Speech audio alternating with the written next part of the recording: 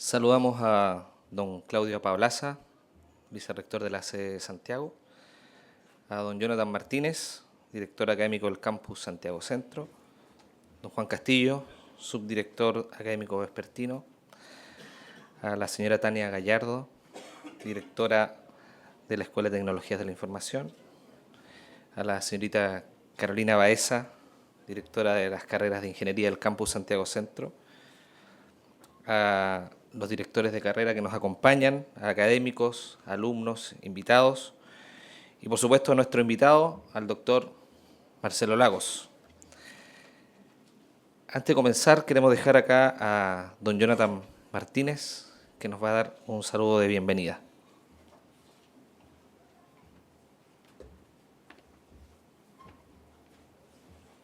Hola, buenas noches.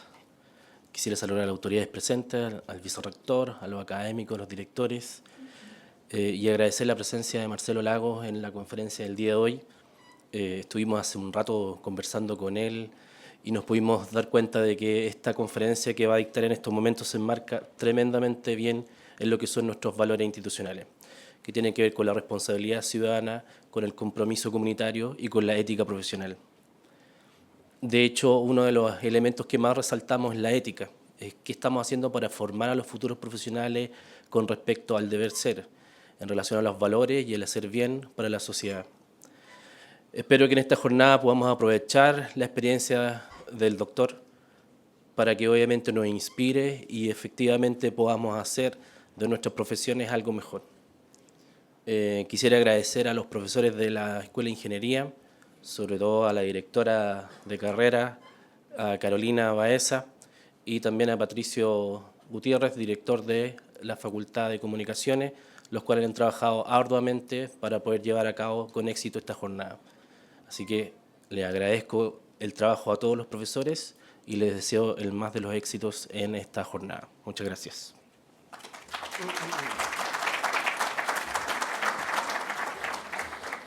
Gracias, director. Don Marcelo Lagos López es geógrafo de la Pontificia Universidad Católica de Chile, es doctor en Ciencias Ambientales de la Universidad de Concepción, director del Laboratorio de Investigación de Tsunami, director académico del Diplomado de Geomática y subdirector del Doctorado en Geografía de la Pontificia Universidad Católica. Ha publicado varios artículos en revistas científicas nacionales y extranjeras. Uno de ellos sirvió como base para un documental de la National Geographic, Nat Geo, sobre el terremoto de Valdivia.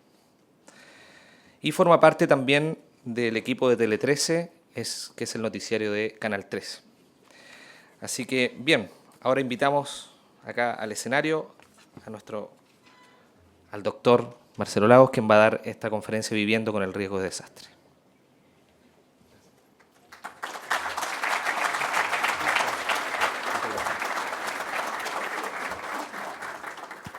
Hola, hola. Muy buenas noches, gracias por haberme invitado. Yo feliz de compartir con todos ustedes. Gracias a Carolina y Patricio por todas las gestiones de irme a buscar y traerme hasta acá.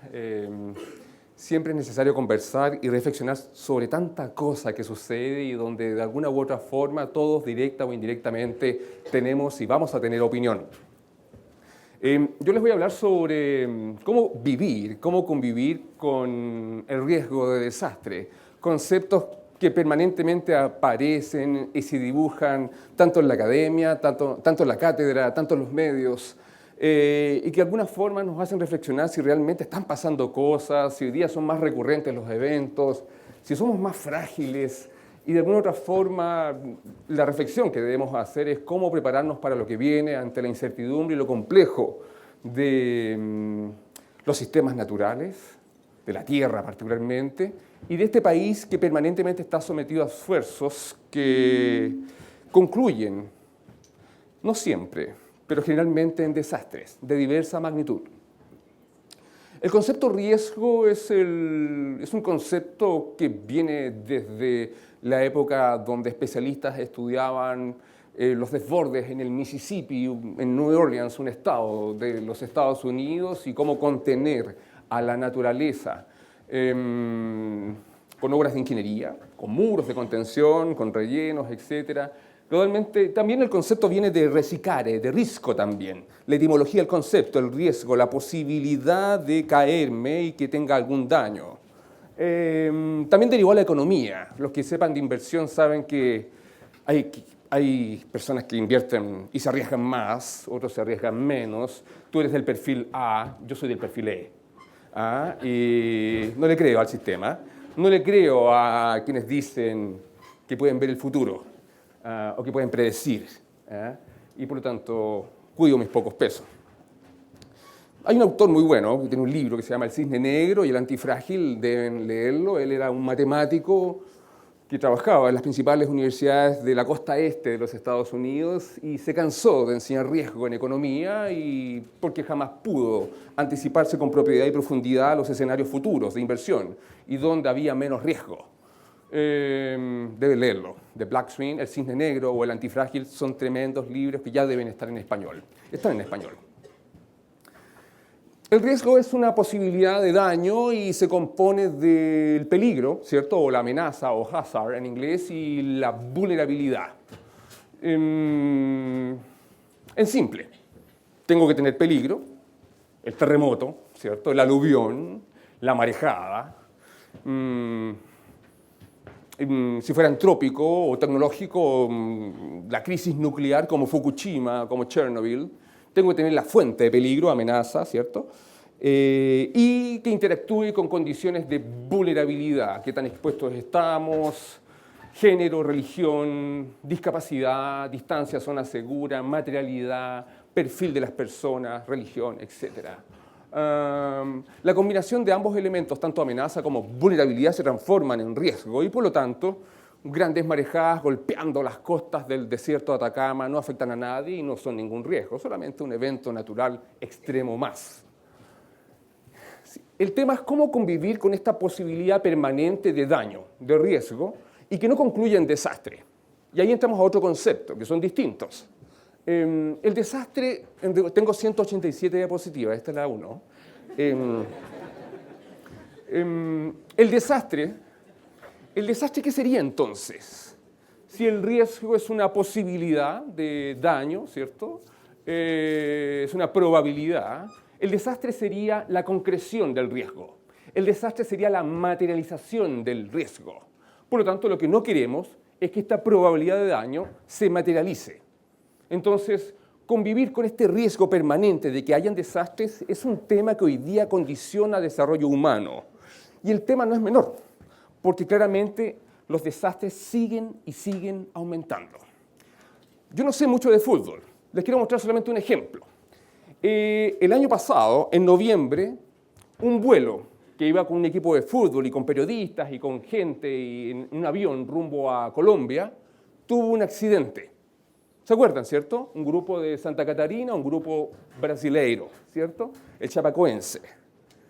En rigor, el avión parte de Bolivia y algo pasó, que este vuelo se transformó en un desastre. Claramente, volar en avión para algunos significa un riesgo, ¿cierto? Bielsa lo sabe bien. No le gusta volar en avión a Bielsa.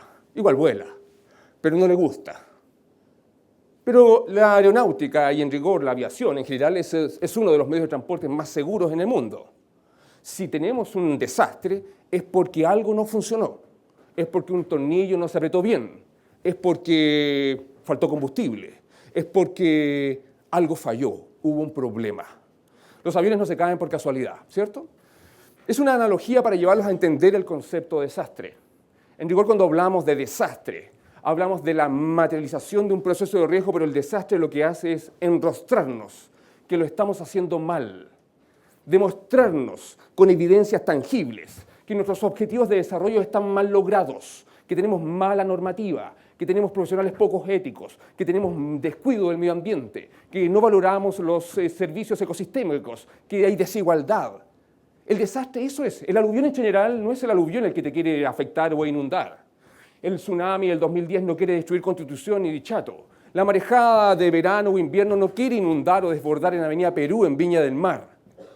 El desastre es la confirmación de que alguien metió un camino a orilla de playa. El desastre es que alguien metió y localizó una población o viviendas sociales en el fondo de una quebrada y éticamente ni siquiera se cuestionó si eso era adecuado. El desastre es cuando el tsunami producido por el terremoto del 16 de septiembre de 2015 en Illapel y que barre con las costas de Coquimbo además, inunda completamente el barrio Baquedano, incluida la Teletón. Y la persona, el director de obras, la alcaldesa, el profesional, el constructor que construyó Teletón, orilla de playa, nunca se cuestionó siquiera qué iba a pasar si llegaba un tsunami con niños rehabilitándose en horario hábil. Tuvimos la fortuna que ese tsunami que inundó toda la parte baja de barrio Baquedano con columnas de agua superiores a 7 metros que medimos junto a mi equipo allí, ocurrió pasado cerca de las 8 de la noche. La Teletón ya no estaba con los niños discapacitados. No había problema para evacuarlos. Sin embargo, si ese evento hubiera ocurrido a las 10:30 de la mañana, a las 12 del día, en otro momento, otra historia estaríamos contando. A los pocos días, la ministra de Vivienda y Urbanismo inmediatamente le da habitabilidad a Barrio Baquedano. Contactan al MOP, señor Undurraga, y luego a la directora de Obras Portuarias, Antonia Bordas, para que construyan un muro y se gasten 12.000 millones de pesos para contener futuros tsunamis en una zona que históricamente se ha inundado. Todavía no se hace.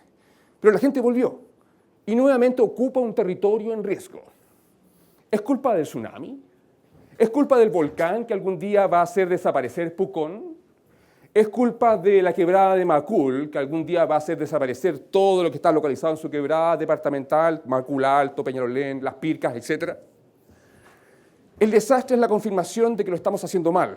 El desastre es el tornillo que quedó mal apretado. El problema es que cuando se cae un avión, y una vez que tenemos un accidente, ¿recuerdan cuando murió Felipe Camiroaga y todo su equipo? La Fuerza Aérea de Chile, ciertamente, hubo una investigación y se averiguó qué pasó. Y se contrató una empresa y bajaron los buzos especialistas y sacaron las partes y lo trajeron a Santiago y armaron el avión completamente y detectaron cuál fue el problema. De modo que nunca más vuelva a ocurrir eso. En la aviación se aprenden lecciones, no vuelva a ocurrir. Después del atentado de las Torres Gemelas en 11 de septiembre del 2001, ¿se acuerdan ustedes? Probablemente muchos no habían nacido, pero desde ese día se acabó el servicio de metal. Pasamos al plástico. Se acabó la posibilidad de entrar a la cabina del piloto y sacarte una selfie con el piloto, que antes hacía. Cambió la seguridad. A Estados Unidos ahora hay que sacarse los zapatos, los cinturones, casi entrar a voto pelado para que te acepte el gobierno de Trump. Pero eso no existía antes del 11 de septiembre del 2001. Toda la seguridad en el mundo cambió porque nadie jamás imaginó que aviones Boeing se podían utilizar como misiles contra edificios en Manhattan, en Nueva York. Si hubiéramos sabido que eso iba a pasar, habríamos tenido aviones distintos, edificios con metralletas, quién sabe. En la práctica hay lecciones aprendidas después de que tenemos desastres.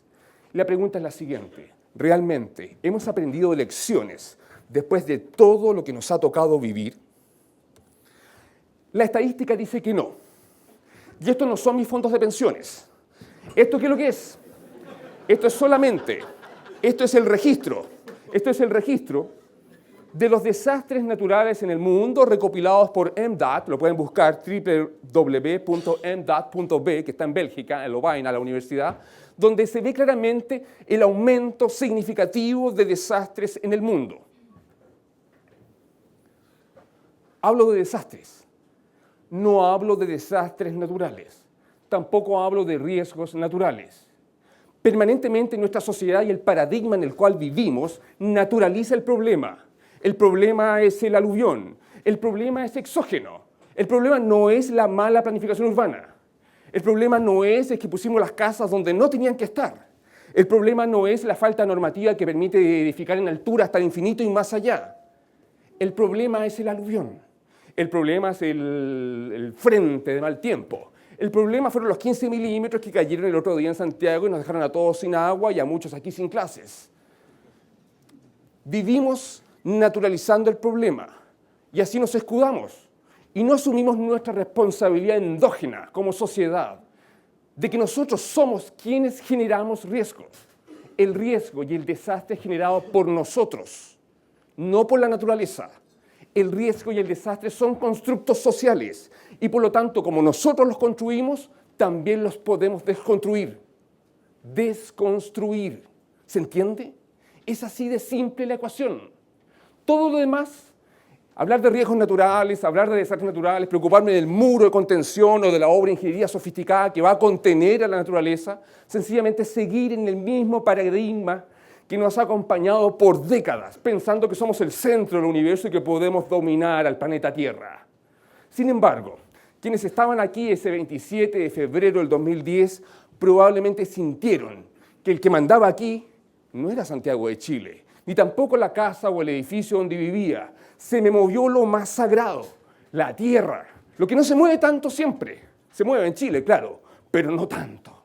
Y nos dimos cuenta que somos nada, nada al lado de la fuerza que tiene la magnitud ciertamente de nuestro planeta querido, tierra, único y pequeño, frágil. Fíjense, en rigor, no es que estén aumentando los eventos naturales extremos o peligros o amenazas. En la práctica, lo que ha ido aumentando es la exposición de nuestra sociedad. Cada vez tenemos más gente localizada donde no debería estar. Cada vez tenemos más infraestructura que invisibiliza el comportamiento extremo de la naturaleza. Y por lo tanto, cuando ocurre el evento que siempre ha ocurrido y recurrentemente, evidentemente al interactuar con condiciones de vulnerabilidad y alta exposición, tenemos un desastre. Entonces, en la práctica, alguien dice, no, es que ahora hay más lluvia, ahora hay más desastre. Algo pasa. Y algunos dicen el cambio climático global. Y tratamos de buscar explicaciones en las causas que detonan desastres. Pero no nos miramos el ombligo, que somos nosotros mismos los que permanentemente los estamos generando y aumentando. Las consecuencias de los incendios en Valparaíso no son por los incendios, son porque cómo ocupo el periurbano, cómo fiscalizo, cómo le doy vivienda digna a la gente que quiere vivir en Valparaíso, o cómo formalizo el poblamiento irregular y sencillamente después planifico. Esto sigue en aumento y las consecuencias de esto son muy graves, porque esto no es anexo. Aquí no estamos quienes estamos interesados solamente en los riesgos o en los desastres. El tema de fondo es que esto condiciona desarrollo humano, tener justicia social, tener justicia ambiental, ser mejores, mejor calidad de vida, bienestar para todos, para mi abuela, para mi tata, para mi hermano, para mis hijos, para el futuro. Si queremos avanzar como sociedades, esto tiene que disminuir. El terremoto y tsunami del 2010, esta es la segunda diapositiva. El terremoto y tsunami del 2010 costó el 18% del Producto Interno Bruto de este país. Pero es mucho dinero. Habríamos construido todas estas universidades, todos estos programas para gente que lo necesita, escuelas, hospitales, etc. Y hoy día estamos tan expuestos que ni siquiera necesitamos un evento grande para tener consecuencias. Las lluvias del otro día, con sus 15 milímetros o 20, lo demuestran. Sin agua, el principal asentamiento humano de este país, Santiago de Chile. Somos tan frágiles que no necesitamos grandes eventos para tener desastres. Y eso quiere decir que cuando venga realmente un evento importante, las consecuencias van a ser muy distintas. ¿Cómo logramos bajar esta curva? ¿Cómo logramos disminuir la tasa de desastres? ¿Es tan difícil? ¿Somos limitados? ¿No tenemos recursos? ¿No somos capaces? Yo creo que tenemos todo para hacerlo. El tema es que tenemos que entender cuál es la cuota de responsabilidad de cada uno de nosotros, directa o indirectamente, para disminuir ciertamente esto que condiciona el desarrollo humano. Para que ustedes se hagan una idea, recién en 1987, aquí, la Comisión Brundtland crea y acepta mundialmente el concepto de desarrollo sustentable. Y todos lo manosean. Y todo es sustentable. La charla, riesgos de desastres y el desarrollo sustentable. Y probablemente aquí nadie me habría dicho nada. Toma el curso optativo, súper bueno. Economía global y desarrollo sustentable. Bien, sigo así. El desarrollo sustentable sirve para todo. O lo ecológico. Todo puede ser ecológico hoy día. El manoseo conceptual y la falta de cuestionárselo todo, chicas y chicos, ciertamente hace que desfilemos ante el mundo y sencillamente sigamos como robots, sencillamente replicando un modelo que claramente no se preocupa del tema de fondo. Porque el desastre es una anomalía. El desastre es un error. Es una anomalía, es un error del modelo. El desastre confirma que algo se está haciendo mal. Y lo que se está haciendo mal es que gran parte de los desastres son detonados porque prevalecen los criterios económicos por sobre el bienestar social y el cuidado del medio ambiente. Si realmente el peso específico en la toma de decisiones de cualquier intervención en el territorio pusiera a la par el cuidado del medio ambiente, la equidad social, por sobre los intereses económicos, probablemente sería muy distinto dónde localizo un proyecto, o dónde pongo la represa, o dónde pongo sencillamente la población, o la villa, o los edificios densamente concentrados. Sería distinto. El desastre también se conecta con errores del modelo. Son la evidencia. Naciones Unidas, que es la organización global que reúne a los países del mundo, creo que hay como 5 que no están, creo que uno es Pakistán, y ahí me pueden ayudar después, se dio cuenta de esta tendencia.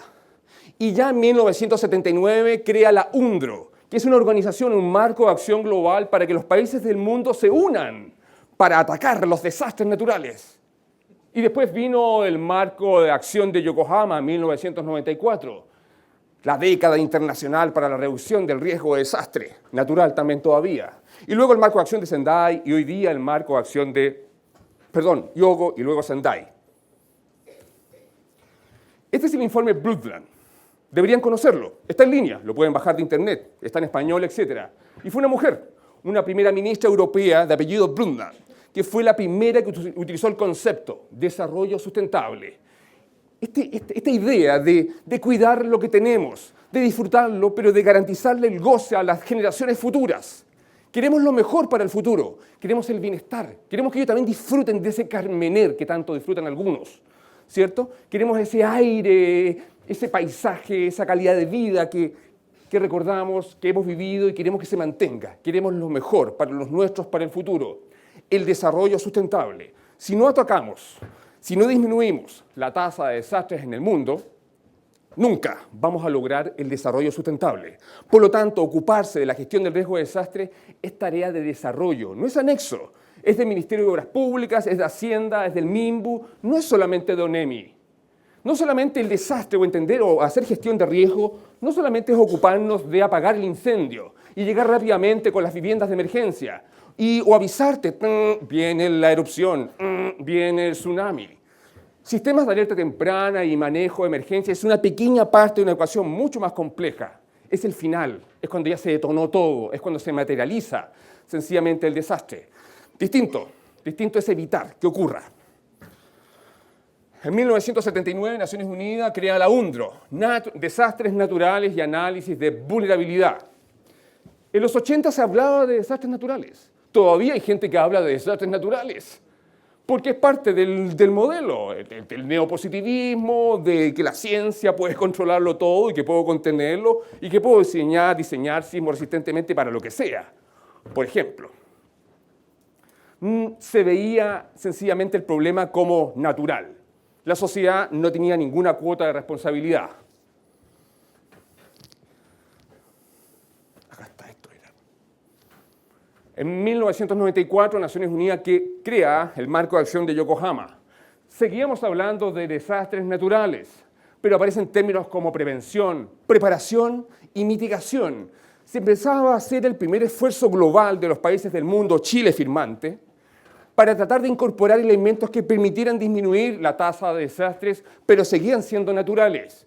No responsabilidad nuestra, sino de la naturaleza. Esto es de 1997 aproximadamente y son las primeras señalizaciones de tsunami que instalamos en Chile y en América Latina. Las pusimos en Arica.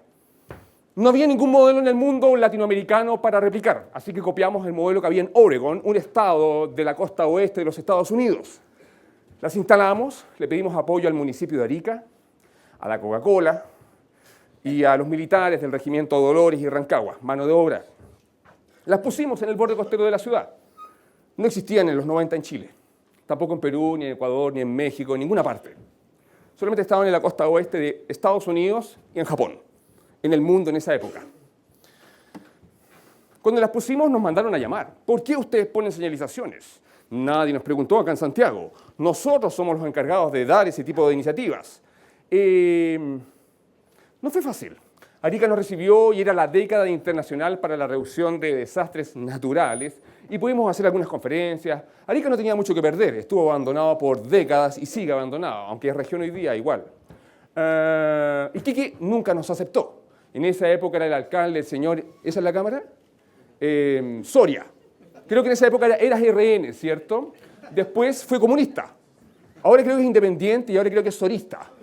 Independiente de ello, él no nos dejó aterrizar nunca en Iquique y hacer charlas o conferencias o irradiar, democratizar el conocimiento de nuestros temas porque él consideraba que estos temas asustaban a la gente, disminuían la inversión, ahuyentaban al turista, bajaban el valor del suelo y una serie de mitos urbanos que permanentemente replican algunos sin tener la más mínima idea.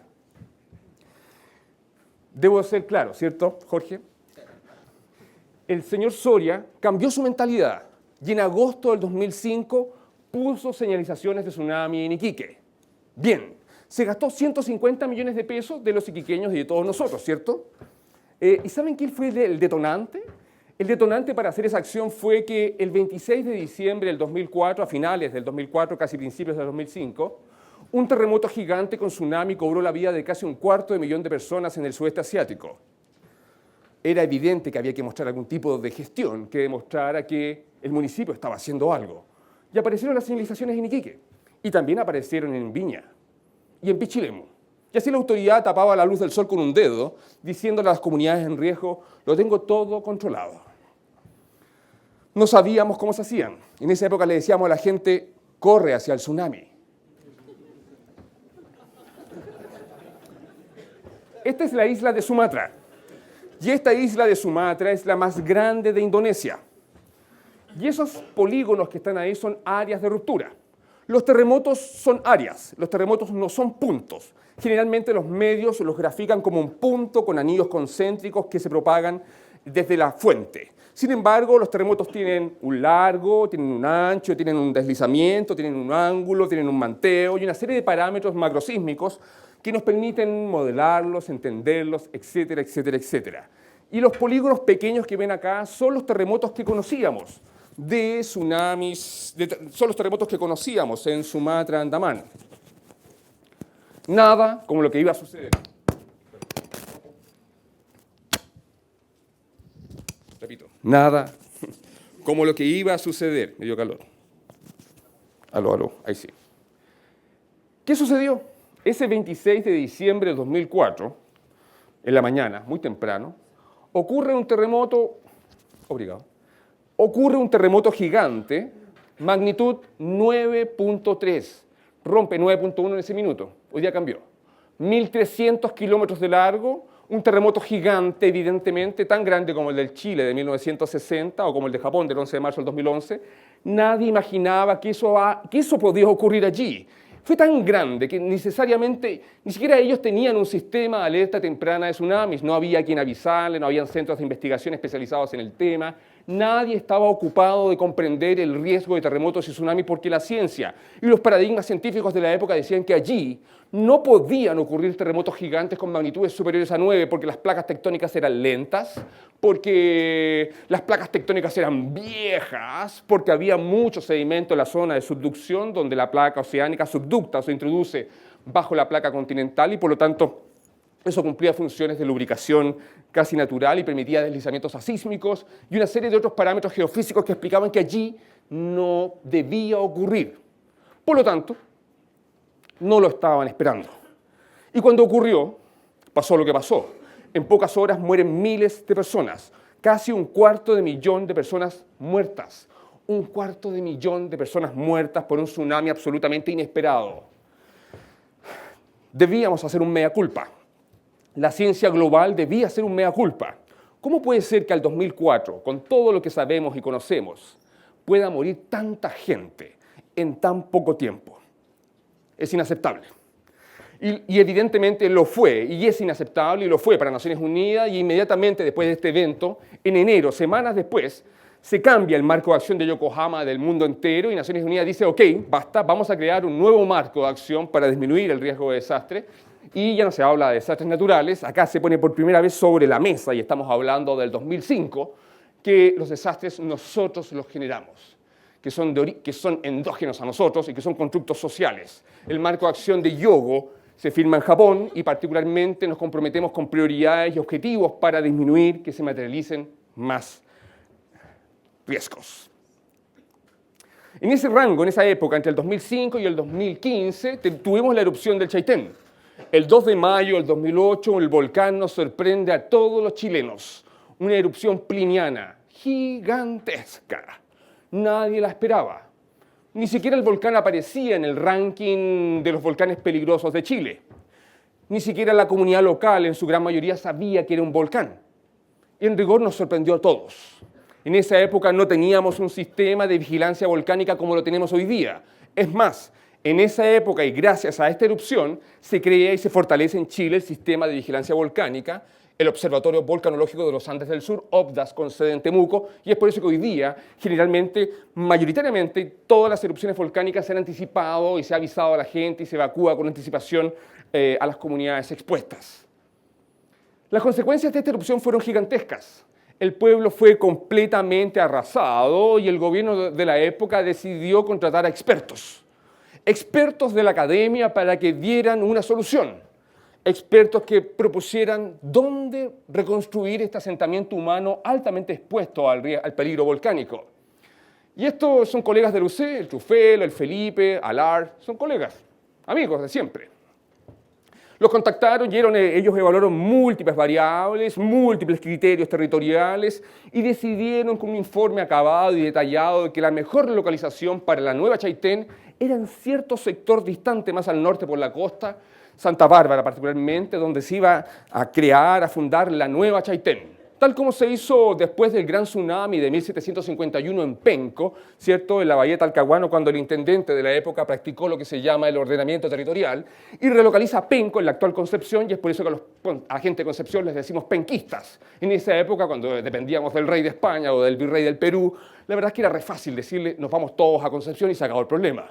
Hoy día no es tan fácil, ¿cierto? Hoy día hay arraigo, hay vínculo con el territorio, hay apego al lugar y no es llegar y decirle a la gente se me van a una zona segura si la gente no está educada, formada, pero más allá de eso, si no le doy garantías de que van a obtener algo equivalente o parecido a lo que tenían donde estaban.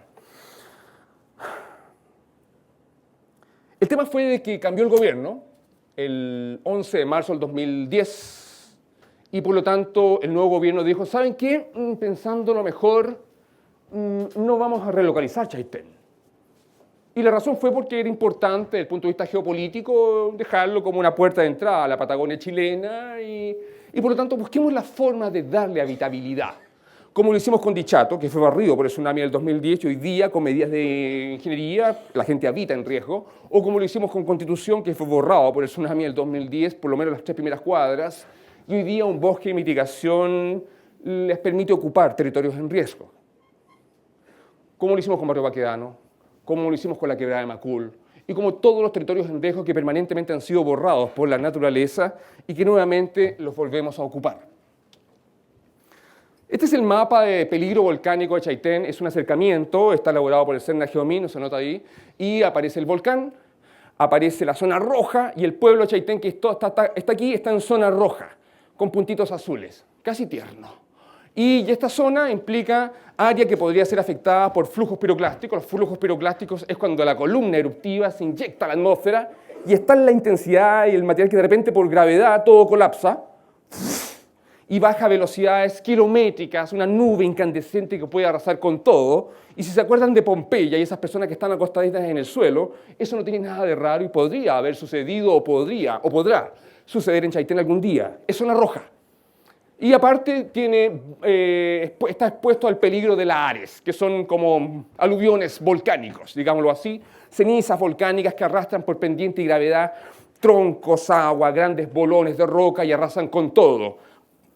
Chaitén fue desbordado por la Ares secundarios, fue cubierto por las aguas y fue dividido a la mitad. Se pidieron nuevos estudios y el nuevo estudio realizado por alguna consultora, con su ética evidentemente personal, decidió que una parte de Chaitén sí podía ser habitada, pero otra parte de Chaitén no debía ser habitada. Y por lo tanto le dijo al Ministerio de Vivienda y Urbanismo que esta parte no cumple con condiciones de habitabilidad, y esta sí. En rigor, este río, que es el río Blanco, antes desembocaba por acá y se iba para allá. Pero ahora, como se saturó de materiales producto de la erupción, el puente sirvió también como una obra que contuvo, generalmente los puentes calculados muy bajitos, como solemos hacerlo en Chile, ¿cierto? sirvió como una represa, un pretil, se contuvo, desbordó y dividió la ciudad completamente. Si ustedes hablan con la gente que vive por aquí, te dicen, yo cuando estaba haciendo la noria en mi casa y estábamos haciendo los hoyos, como a 1,5 metros había una capa de ceniza igual que la que tengo arriba ahora. Y más abajo había otra, y más abajo había otra. En rigor, este proceso ha ocurrido recurrentemente. El río ha quebrado por acá, ha rompido por acá, porque esta es una planicie de fluvio volcánica que históricamente siempre ha sido el corredor, la salida, la desembocadura, ciertamente, de estos productos que vienen de un volcán que hasta el 2008 era en gran parte desconocida su peligrosidad. Hoy día la conocemos, sabemos que está en zona roja Chaitén, pero tratamos de no tomar esta papa caliente y darle garantías de habitabilidad. Este es el pueblo hoy día. Acá está el volcán, hoy día está el número 4, dentro de los más peligrosos de Chile, si no me equivoco. La pluma es permanente, antes estaba cubierta, no había señales. El Chaitén Sur está habitado por gente. La gente no se fue, la gente se fue, pero volvió. Y hubo leyes, y hubo subsidios, y pasaron cosas, y divorcios, y alcoholismo, y etcétera. Pero independiente de ello, la gente volvió. ¿Y por qué volvió? La gente vive con una capa de ceniza que les confirma que esto fue completamente desbordado. La gente todo el día saca cenizas. Los niños juegan despejando la calle porque por todos lados están con cenizas. Tiran la cadena y no hay alcantarillado. Ahí se queda. Ellos tienen la ilusión que la alcantarilla funciona, pero no es así. Hay que abrir la ventana y la puerta 2 veces al día para que circule el aire. El Estado no cumple con condiciones de habitabilidad. Por lo tanto, yo no les voy a dar alcantarillado. Para que tengan luz ellos, lo que hace el municipio vía un vecino es que les permite pasar un cable por el Río Blanco y les cobra un base a todos de 20.000 pesos. Y aparte lo que consuman lo pagan de forma diferente para que tengan luz. La alcaldesa elegida recientemente me dice, yo porque soy buena persona permito que el camión de la basura vaya 2 veces a la semana. Pero para el censo estaban todos censando allí. Pero cuando yo quiero TV Cable, todos tienen TV Cable. Y la empresa privada no tiene problema en darte la antena para que firmes aunque estés en zona que no cumple con habitabilidad. Tienen TV Cable, no tienen alcantarillado, tienen luz a la mala y la poca agua que les llega tienen un sobreconsumo gigantesco porque como quedó todo dañado, la infraestructura subterránea producto de la erupción del 2008, las pérdidas son gigantescas y todos las prorratean entre todos, dividen en partes iguales y pagan una parte que es lo que les corresponde. Son chilenos como todos nosotros. El único problema que ellos tienen, o pecado que ellos tienen, es que están en zona roja, en zona de peligro. Pero ¿por qué no pasa esto en Pucón, que también está en zona roja de peligro volcánico? ¿Por qué no pasa esto en Nevados Termas de Chillán, que está en zona roja también de peligro volcánico? ¿O por qué no pasa en Viña del Mar, que está todo en zona roja de peligro de tsunami? ¿Y por qué Chaitén? ¿Quién se ocupa de darle habitabilidad y dignidad a estos chilenos? Esto fue en febrero, estábamos trabajando ya en la fiesta costumbrista. No pierden oportunidad para marcar territorio. Y ahí está la Carol vendiendo sus pasteles. Y la gente del norte que vive con condiciones de habitabilidad y que los mira así como de segunda categoría, ustedes los del sur, van a comer pasteles y comparten con ellos. Ellos están unidos, ellos son mucho más resilientes. Sin embargo, y están peleando por dignidad, por un espacio en este país. Ojo con eso, porque de alguna forma este hecho confirma los desafíos que tenemos como sociedad de entender qué queremos y cómo queremos convivir con el riesgo. En esta época del marco de acción de Yogo también ocurrió el terremoto y tsunami del 2010, un evento importante, no gigante como el del 60, pero sí grande. En esa época teníamos mapas de inundación por tsunami para los principales asentamientos urbanos portuarios de Chile. Teníamos una red de monitoreo del nivel del mar. En algunas ciudades costeras, sirenas, simulacros, probablemente alguno de ustedes participó alguna vez en una operación Daisy o etcétera. Con todo el conocimiento, con todos los expertos, con todo lo que sabíamos, ese día no se activó la alerta de tsunami, no se evacuó a la población y chilenos inocentes murieron. 156 ahogados, 25 desaparecidos en el mar, 181 en total, y el resto por terremoto, principalmente por colapso estructural de estructuras mal mantenidas, adobe y edificaciones fuera de norma o que todavía tienen incluso juicios que se están realizando al respecto. Ciertamente es un porcentaje absolutamente menor, pero ocurrió. Edificios se cayeron para el 2010. ¿Por qué creemos que la sirena nos va a salvar? ¿Por qué pensamos que el modelo numérico nos va a avisar si viene o no el tsunami, cuánto se va a demorar en llegar y qué altura va a tener? ¿Por qué esperamos que se active la sirena? ¿Por qué esperamos que me llamen a mi teléfono y me digan, ahora es tiempo de correr, debes evacuar a la cota 30? Ay, a mí no me llegó el mensaje. Ah, es que tengo un teléfono muy antiguo, dicen algunos. Pero nadie está preocupado de entender las señales de la naturaleza. ¿Por qué tiene que ser todo tan tecnocrático? ¿Por qué no sé dónde yo vivo? ¿Por qué no entienden y asumimos que vivimos en el país más sísmico del mundo? Y que los terremotos tienen una historia y que son recurrentes y que traen tsunamis y son en la costa y etcétera, etcétera, etcétera. Yo no necesito al chamán tuitero o al mago Oli o a quien sea que me diga lo que va a suceder en el futuro. Somos un país sísmico y con propiedad debo ocuparme de ello. Este paradigma que hoy día predomina de contener la naturaleza, del uso de la tecnología, de esta endogamia científica de justificar que es importante el modelo, así tengo recursos para investigar. Y tengo el centro de investigación con muchos postdoctores. Y hemos creado un nuevo algoritmo para entender y se dan miles y miles de millones de todos los chilenos que si bien son necesarios, no lo digo que no, evidentemente tienen que ser repartidos de forma homogénea porque son las bases, las comunidades expuestas, las que pagan al final de cuentas los platos rotos. Y evidentemente en un país como este, donde hay tanta gente que sigue gente que dice predecir lo que sea, claramente tenemos un problema. Y el problema está en la base, un problema de educación donde los profesionales y el Estado ha fallado. El tsunami del 2010 tuvo columnas de agua de hasta 30 metros, casi, acá estamos en Constitución. Aquí estamos en la isla Orrego, en Constitución. La modelo se llama María Teresa Ramírez Herrera. En esa época trabajaba en Berkeley, en California. Hoy día está en la UNAM. Se aburrió de Trump, se aburrió de los gringos y volvió a México. Y fíjense, 30 metros de tsunami o 27.6 metros de tsunami son como un edificio de 9 pisos en la costa. En la isla Orrego, el eucaliptus sin corteza me confirma el flujo permanente del agua sobre el terreno y eso no es cero. Y de aquí para arriba con corteza me indica que el tsunami no pasó por acá. Utilizamos todos los árboles de la costa, aromos, eucaliptos, para entender el comportamiento del agua y cómo los bosques pueden atenuar el impacto de un tsunami, pero particularmente su fuerza hidrodinámica. Estaba con el alcalde de Constitución meses después porque estuve y participé en el proyecto de reconstrucción de Constitución. En esa isla Orrego, había un camping todos los veranos para conmemorar una fiesta y mucha gente desde Constitución se iba a la isla, que era cruzar 50 metros, y se desconectaba de Constitución. A la otra isla le llamaban la Cancún, la otra era la isla de los perros, y a esta le llamaban la isla Orrego, que tiene una conexión con nuestro intendente. Ya no porque el Estado la compró, después le puedo contar la historia. El alcalde me pregunta meses después. Teníamos ya evaluado el escenario de reconstrucción. El Estado en esa época decidió reconstruir en territorios en riesgo, pero de forma más segura. Muros, rellenos, bosques, etc. Si te gusta bien, si no, lárgate, llama a un japonés, llama a otro. Yo participé en esas iniciativas, modelé, evalué muchas cosas y traté de pelear. No es fácil pelear, pero se peleó igual. Y gran parte de lo que se hizo, yo participé en ello, lo asumo. El alcalde me dice, Marcelo, ahora que tenemos que ya pasó todo, que estamos reconstruyendo, cuéntame cuál es tu idea, cómo tú visualizas el nuevo camping en la isla Orrego. Y yo le digo, alcalde, no podemos hacer un camping en una isla que está en medio del río Maule, que hay cero posibilidad de escapar. En rigor, él no lo estaba viendo y no había aprendido casi nada.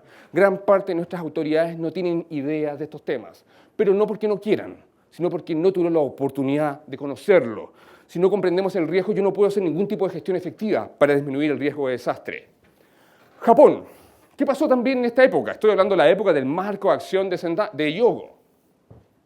El 11 de marzo del 2011, un tremendo terremoto con tsunami ocurre frente a la costa de Tohoku, Japón. La isla grande de Honshu en su parte este se llama Tohoku.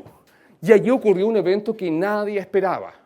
Al igual que Sumatra Andaman, el 26 de diciembre del 2004, un evento gigante magnitud 9.1. Japón, el país que creó el concepto tsunami, puerto, ola o bahía, ola. El país que creó los modelos numéricos, las obras de ingeniería, los manuales, los estándares de diseño contra sismo, el país más preparado del mundo contra terremotos y tsunamis, fue absolutamente sobrepasado ese 11 de marzo del 2011. Aquí mostramos muros en Miyako diseñados y calculados para tsunamis menores. Ellos pensaban que eran grandes. Los muros mínimo tenían 10 metros de altura a nivel medio del mar. fueron sobrepasados. Las personas no veían el mar. Las personas que habitaban la costa siempre veían un muro de concreto reforzado y todos tenían su teléfono inteligente que esperaban el aviso. Tecnología para contener, tecnología para evacuar. Todo dependía no de las personas. Ese día 11 de marzo del 2011 era invierno, era viernes, eran las 2:36 p.m. de la tarde. La mamá trabajando en la oficina, el papá en el gimnasio, la abuela en la plaza haciendo tai chi, los niños en el colegio. El horario puede marcar la diferencia. Hacía frío. Los adultos mayores en la costa este de Japón, porque son pueblos pequeños, los jóvenes migran a Tokio, o a Sendai, o a Fukushima, las grandes ciudades, y en la práctica los abuelos perdieron tiempo valioso en una capa. Estaba nevando afuera, 2 capas. Pone 3 capas, 4 capas, abrígate la parca. Corramos a velocidad de anciano japonés, al albergue que dicen los expertos. Llegamos al albergue, llega el tsunami y inunda completamente el albergue, supera completamente el muro, se corta la electricidad y no funciona mi teléfono. Y más encima, el tsunami destruye una planta, un reactor de TEPCO Electric Power, orilla de playa en Fukushima, y aparece una crisis nuclear para Japón y todo el mundo, recordándoles la peor experiencia de sus vidas en el siglo XX después de Hiroshima y Nagasaki. Un terremoto puede detonar muchas cosas. Tsunamis, crisis tecnológicas, transportes, puertos que nunca más van a lograr mover la cantidad de elementos que movían antes, etcétera, competencia. Pasan 10.000 cosas, sin hablar de víctimas y costo económico. ¿Qué pasó después del 2011? Sencillamente, nuevamente Naciones Unidas dijo basta. Si se supone que los países del mundo estaban trabajando en función de las prioridades del marco de acción de Hyogo y cómo disminuir el riesgo de desastre, ¿cómo puede ser que ocurra un terremoto y tsunami gigante y que mate a 21.893 japoneses, principalmente ahogados por tsunami? ¿Cómo puede ser? No habíamos firmado, no nos habíamos comprometido. Y empiezan a hacer auditorías. Y llegan a Chile, y Chile es auditado por la UNESCO y por Naciones Unidas. Y llegan en el 2010. Y trabajan entre septiembre y octubre. Recorren todo Chile, entrevistan a expertos, incluido yo. Me gané una botella de vino en esa oportunidad. No es malo. Y hacen un diagnóstico y se lo entregan al ministro del Interior, de apellido Hinspeter. Nunca fue público, se guardó. Hoy día es público, lo pueden ver en internet. Está por todos lados. Era categórico. Chile había avanzado mucho. Chile había cumplido con sus compromisos y todos los años mandaba una carta a Naciones Unidas diciéndoles: el gobierno de Chile este año hizo un simulacro en Iquique, en Pisagua y en Huara. El gobierno de Chile este año hizo la operación Daisy en la escuela de La Greda y también hicimos un simulacro volcánico en Pucón. Perfecto, y permanentemente ustedes saben lo que pesa el papel y el compromiso que uno puede adquirir en un papel. Y mandábamos informes a Naciones Unidas y aparecíamos ante Naciones Unidas y UNESCO como ¡qué país! El jaguar de la gestión del riesgo. Y está bien, ciertamente comparado con gran parte de nuestros vecinos habíamos avanzado. Sin embargo, el terremoto y tsunami del 2010 dejó claro que no era tan así, que habíamos avanzado mucho, pero no en gestión del riesgo, sino que en gestión de desastres. Somos secos para hacer gestión de desastres. Para sistemas de alerta temprana, warning, viene volcán, viene tsunami. En eso avanzamos después del 2010 también. Y somos expertos para apagar los incendios, para llegar con las videaguas y Chile ayuda a Chile y mandamos todos los zapatos de Diondo, la parca, la ropa usada, el cobrecama chorreado y todo lo mandamos para ayudar al chileno, ¿cierto? Somos expertos y tenemos muchas habilidades en gestión de desastres, pero no en gestión de riesgo, que es mucho más complejo. Y ciertamente este marco de acción que hoy día es el documento rector para el mundo de 126 países donde Chile es firmante nos dice cómo. El documento se baja del web, está en español y el idioma que quieran. ¿Cómo? Y al 2030 deberíamos cumplir con eso. Si observan, el ciclo del riesgo no solamente es ser expertos en alerta temprana y operaciones de asistencia y emergencia. El ciclo del riesgo es ocuparse de reparar y rehabilitar dignamente, de reconstruir inteligentemente sin ocupar nuevamente territorios en riesgo, de prevenir y mitigar, y no solamente estructuralmente, mitigar también no estructuralmente, que incluso es lo más efectivo. La mitigación no estructural es la norma, es la ley, son los planes, son los instrumentos de planificación territorial, son la educación de los estudiantes, el curso transversal que se les exige, son la ética profesional y el cuestionarse cuando las cosas están mal hechas. son prepararse para lo que viene y nuevamente estar alerta para que cada vez que venga nuevamente un evento natural extremo a afectar a asentamientos humanos expuestos, el desastre cada vez sea de menor magnitud. Todo esto es lo que tenemos que fortalecer. En esto hemos avanzado mucho. Gestión del riesgo, de desastre. Perdón, gestión de desastre. Nos queda todo esto. En eso se está trabajando.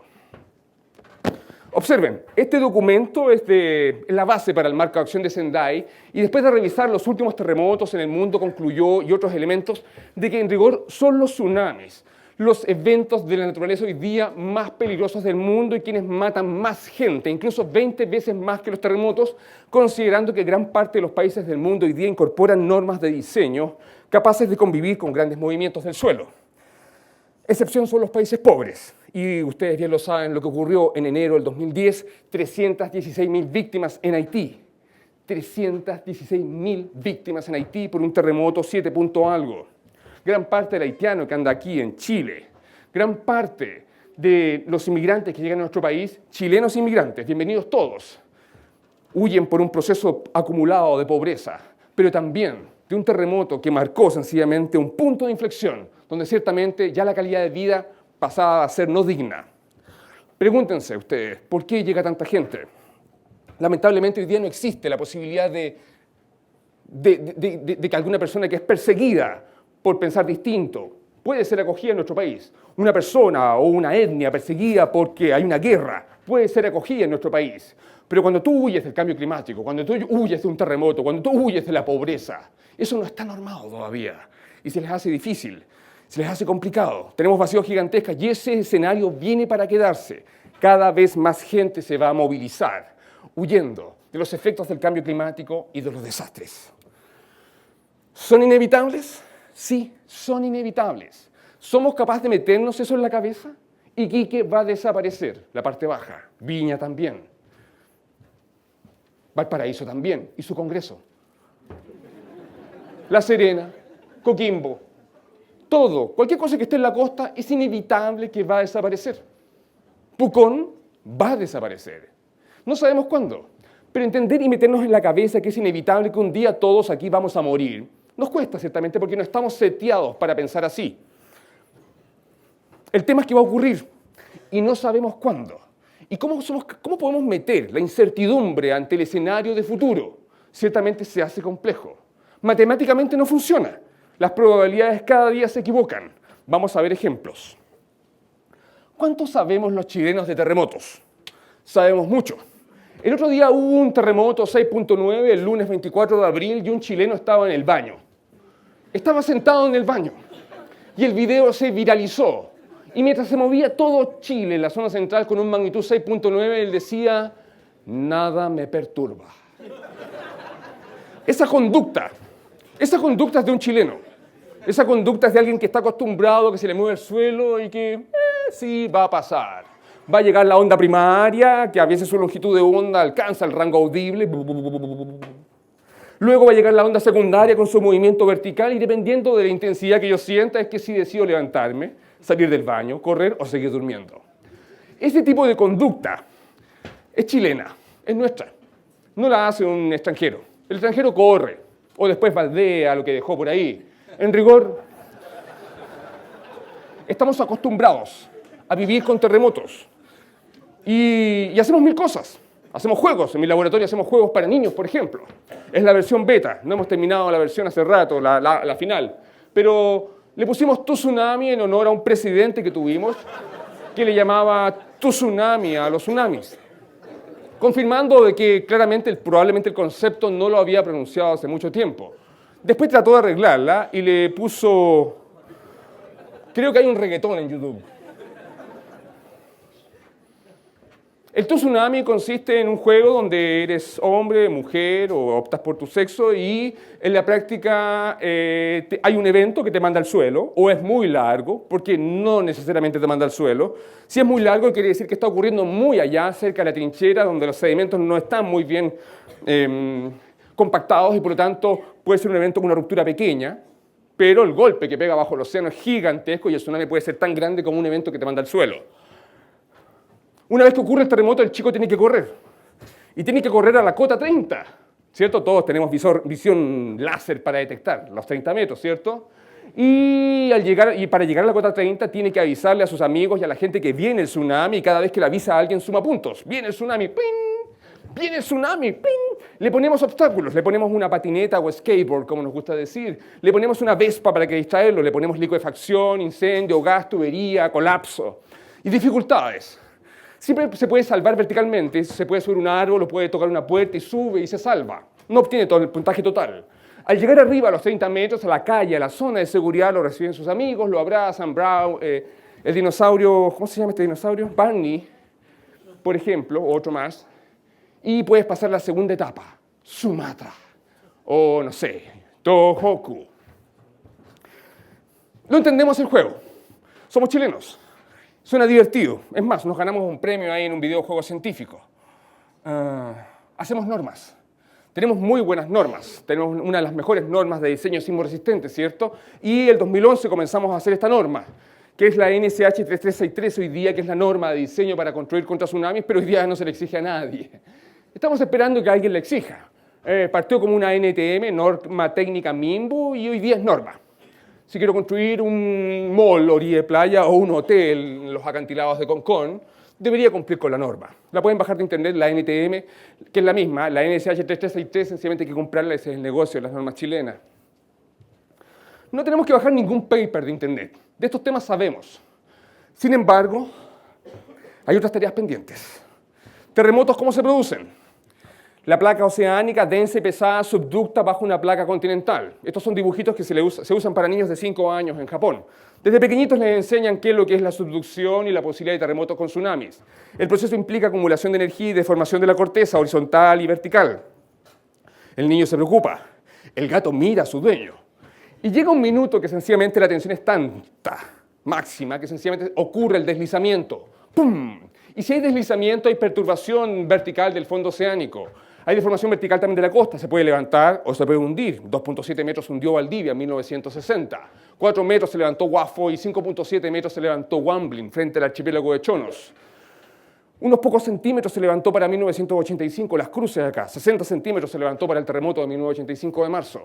Esto implica la generación de un tsunami que en pocos minutos o inmediatamente llega al campo cercano a la costa y a su vez se propaga por todo el océano, atacando todo el anillo de fuego. Y es por eso que los tsunamis son peligrosos, porque son de gran escala. No es el aluvión que barre con la Quebrada Salada y barre con Diego Almagro y termina en Chañaral. El tsunami, una vez generado, mata gente localmente y luego se propaga por todo el Pacífico, condicionado solamente por la profundidad. Un tsunami avanza en función de la profundidad. Su velocidad es igual a la raíz cuadrada de la profundidad multiplicada por la aceleración de la gravedad. Por lo tanto, a 4.000 metros de profundidad, que es la profundidad promedio del Pacífico, un tsunami avanza a 713 kilómetros por hora en números cerrados. Velocidad jet, a la velocidad de un avión. Súper rápido, y entre más profundo sea, más rápido, y entre menos profundo sea, más lento se pone, pero más grande crece. El tsunami chileno de 1960, que se generó aquí el 22 de mayo, estuvo de cumpleaños, el lunes pasado cumplió 57 años, generó un tsunami que mató entre terremoto y tsunami a 2.000 chilenos. Las olas se propagaron por todo el Pacífico y llegaron a Hawái. En Hawái matamos a 61 hawaianos. Y el 23 de mayo, al otro día, llegó a la costa de Japón, a la costa este, y matamos a 144 japoneses. Desde el 23 de mayo de 1960, ya a partir de 1962, Japón comienza su proyecto y su plan nacional para mitigar estructuralmente tsunamis.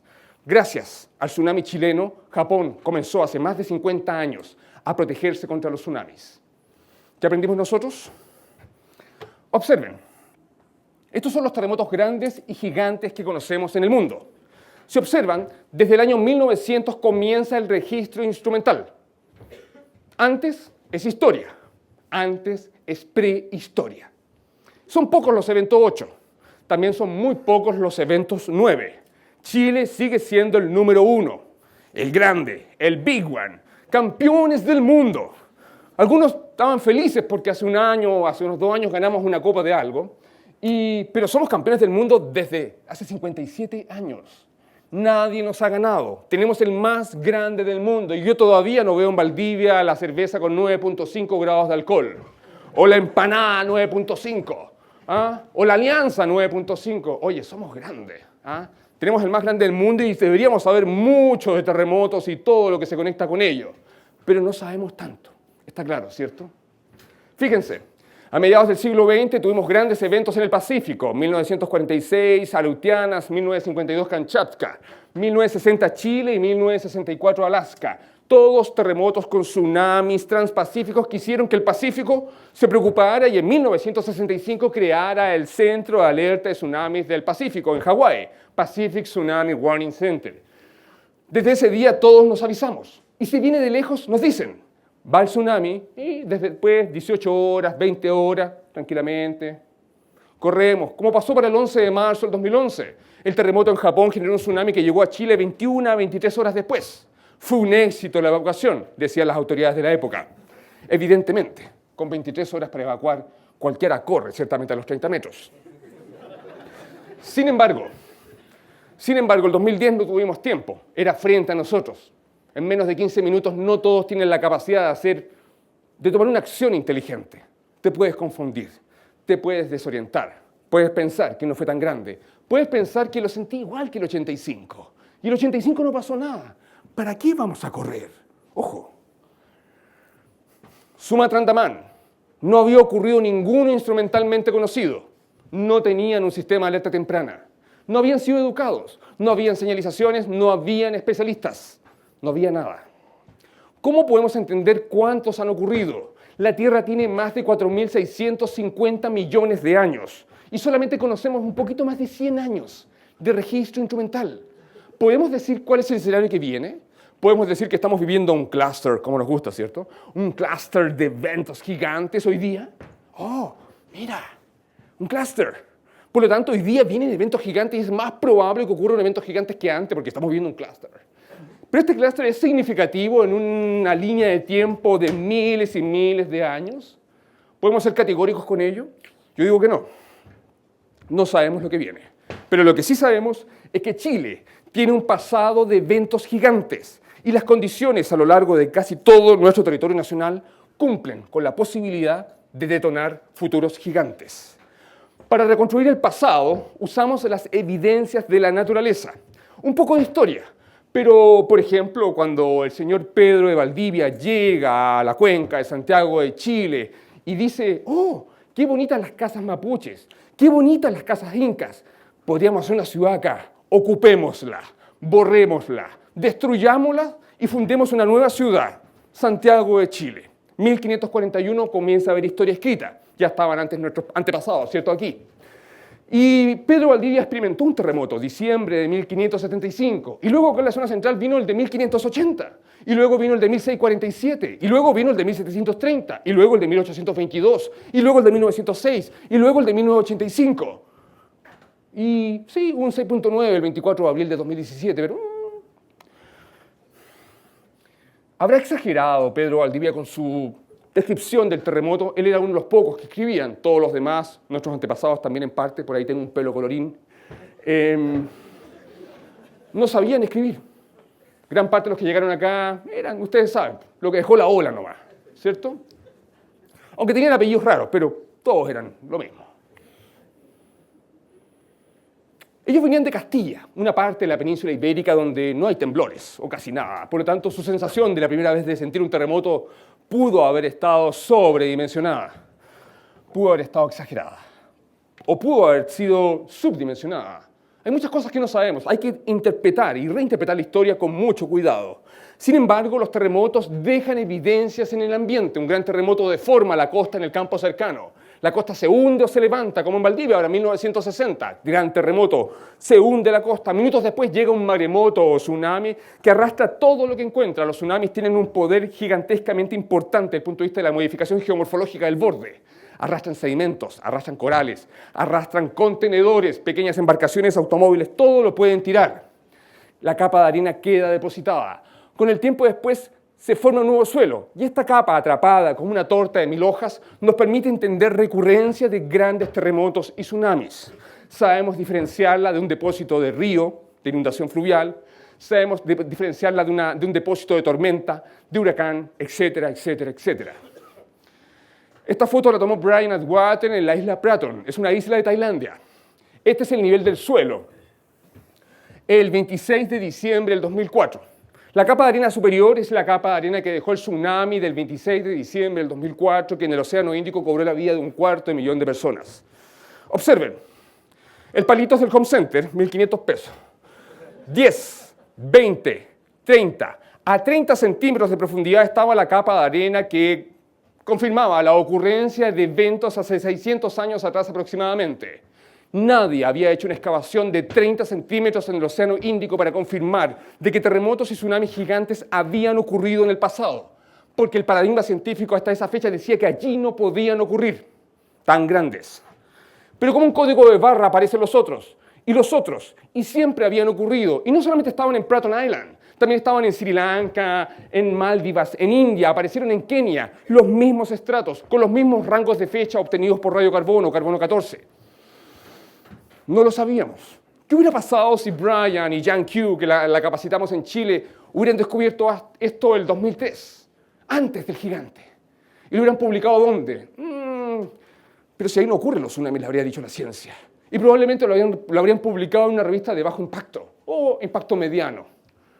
Sin embargo, lo publicaron en el 2008 y fue la portada de la revista Nature, la más importante del mundo, después de la Science, que es la americana. Observen, la brocha, pelo camello, 3.500. La pala. Las palas son palas que compramos en armerías de la Segunda Guerra Mundial. Las compramos en Europa o en Estados Unidos, compramos muchas siempre. Valen como 25 lucas, 30 lucas. Las pintamos, le sacamos el verde. Fueron hechas para matar alemanes en la Segunda Guerra y son muy buenas para trabajar en terreno. No se oxidan, con el agua salada las limpiamos, le echamos aceite de comer, etc. Lo que quiero decir es que con 100 lucas tenemos un equipo de trabajo de terreno. Lo más caro es el pasaje. Lo más caro es la vacuna contra los peligros biológicos. Las cobras que a las 5 de la tarde salen, eso, el narco, los cocodrilos y nada más. No necesitamos el megaproyecto y el megafondo para salvar vidas. Usamos los depósitos de tsunamis como indicadores de riesgo. Las capas no confirman recurrencia. Yo nunca he visto un 2 caminando por ahí. Pero sí, tomo la cabeza del alcalde y la meto en la capa de arena, le digo esto es un tsunami, y no me ponga la escuela acá, probablemente lo voy a convencer. Lo estamos haciendo. Ojo, confiamos tanto en el modelo, confiamos tanto en la ecuación, y a ciegas pensamos que tenemos control y dominio del escenario que viene. Yo no digo que esté mal, es necesario, sigamos avanzando, pero no hay que olvidar que en la naturaleza hay lejos más señales y que son lejos, tangibles, ¿cierto? Los números, yo puedo hacer cualquier cosa. Esta es la capa de arena depositada por el tsunami del 2010 en Talcahuano. Ya el suelo está formado arriba y más abajo la capa de 1835, 1751 y 1730. Hablemos de magnitud. Cuando hablamos de magnitud estamos hablando de que los tsunamis pueden tener alturas de olas gigantescas en la costa. Ahí estoy en un museo en Japón donde muestran alturas de algunas localidades cercanas. 15 metros fácilmente. ¿Qué es 15 metros? 15 metros son 2 postes del alumbrado público, uno arriba del otro. Un poste del alumbrado público tiene promedio 7.5 metros, ¿cierto? Depende, los que han votado saben cuánto hay que enterrarlo y cuánto cuesta, ¿cierto? Fíjense, estas son las alturas de tsunami que medimos con mi querido amigo Hermann Fritz. Me acaba de mandar un WhatsApp desde Atlanta. Y Fritz, que es nuestro amigo, cuando hay terremotos y tsunamis en el mundo nos juntamos y vamos a medir. Sí, hay tontos que van a medir. Porque no todos van a medir tsunamis cuando ocurren tsunamis en el mundo. Y al principio yo con Hermann éramos como medio... porque hacíamos lo mismo. Él es como un Marcelo Lagos, pero de Estados Unidos, y yo acá de un país pequeño al sur del mundo. Cada vez que íbamos a un lugar, él estaba con su equipo y yo con el mío. Y estando en Kesenuma, una ciudad de Japón barrida por el tsunami del 2011, me bajo en un pueblo a medir, solo, alone, con mi mochila, mis equipos, los instrumentos, lanzacohetes, etc. Y subo a un edificio que yo quería medir porque lo vi, sabía que era interesante. No había nada. Olor a muerte, a destrucción, increíble. Subo al edificio, llego arriba y en el vértice del edificio, en la terraza, había como un Arturito de la Guerra de las Galaxias girando con luces LED. Yo entendí que era un sensor LiDAR, un sensor activo, un sensor LiDAR o LiDAR. Es un sensor que, si es aerotransportado, tú puedes levantar X y Z de una superficie y obtener una nube de puntos y elaborar un modelo digital de superficie de lo que sea. Y si es portable, lo pones en un punto y te levanta 2 kilómetros, todo, una nube de puntos, y si tú pasaste caminando, quedas ahí como un X y Z, en un eje cartesiano, y yo a partir de eso puedo hacer modelos digitales de elevación de estructuras, edificios, puentes, calles, el auto que pasó, todo. Y le puedo agregar densidad, puede entrar bajo tierra, unos cuantos metros bajo el agua, etc. Es un juguete que yo no tengo. Pero el maldito de Fritz, del Georgia Tech, sí. Sigo caminando por la azotea, asumiendo que estoy solo. Nadie, todo destruido, y veo unos bototos negros, medio pelados. A él le gusta vestirse bien vintage. Y me acerco, y estaba sentado comiendo con su vianda, y me dice, Marcelo, how are you? Etcétera. Y, ¿qué haces aquí? Me dice. Y yo digo lo mismo que tú. No, estoy midiendo con mi juguete nuevo, etcétera, y bla, bla, bla, etcétera. Claramente tienen fondos para investigación. Y bueno, desde ese día nos dimos cuenta que teníamos que trabajar juntos cada vez que pudiéramos, y así lo hacemos. Estas son las alturas de tsunami que ocurrieron en Chile después del 16 de septiembre del 2015. Recorrimos toda la costa afectada y son las alturas corregidas al nivel de la marea. Al sur de Punta Lengua de Vaca tenemos columnas de agua de 13 metros. 13 metros. Con 50 centímetros de agua ya ocurre peligro. De 50 centímetros a 2 metros soy arrastrado por el flujo. Con 2 metros de agua sobre la cabeza muero. Cualquiera. Aunque sea Peter Tormen, aunque sea el tiburón Contreras. Los escombros, los golpean, los automóviles, las embarcaciones, contenedores, todo te mata. En este tsunami murieron 11 personas. 11 chilenos murieron para el tsunami del 2015. Un joven en moto, una Vespa por Avenida del Mar en La Serena, no pensó que podía venir un tsunami, pagó. Varios pescadores que estaban celebrando de forma anticipada el 18 de septiembre. Habían comenzado a beber muy temprano y ya el martes a las 7:30, 8 de la noche, el tsunami los encontró durmiendo sobre sus redes, sobre sus aparejos, en sus bodeguitas individuales. Llegó el agua, los subió para arriba, los bajó, los subió, los bajó, y ahí los encontramos. Una mujer estaba con sus nietos al sur de Punta Lengua de Vaca, particularmente justamente aquí, en la zona de al sur de Punta Lengua de Vaca, aquí estaba con sus nietos, un poco más arriba de la marea más alta, en una media agua. Ellos eran algueros, gran parte del poblamiento y la ocupación del territorio en esta zona es de algueros, es irregular, todo es privado, y las llaves se piden acá arriba, por aquí para allá más arriba, hay que pedirla para que te dejen entrar, y en estos acantilados peligrosos vive gente de forma irregular.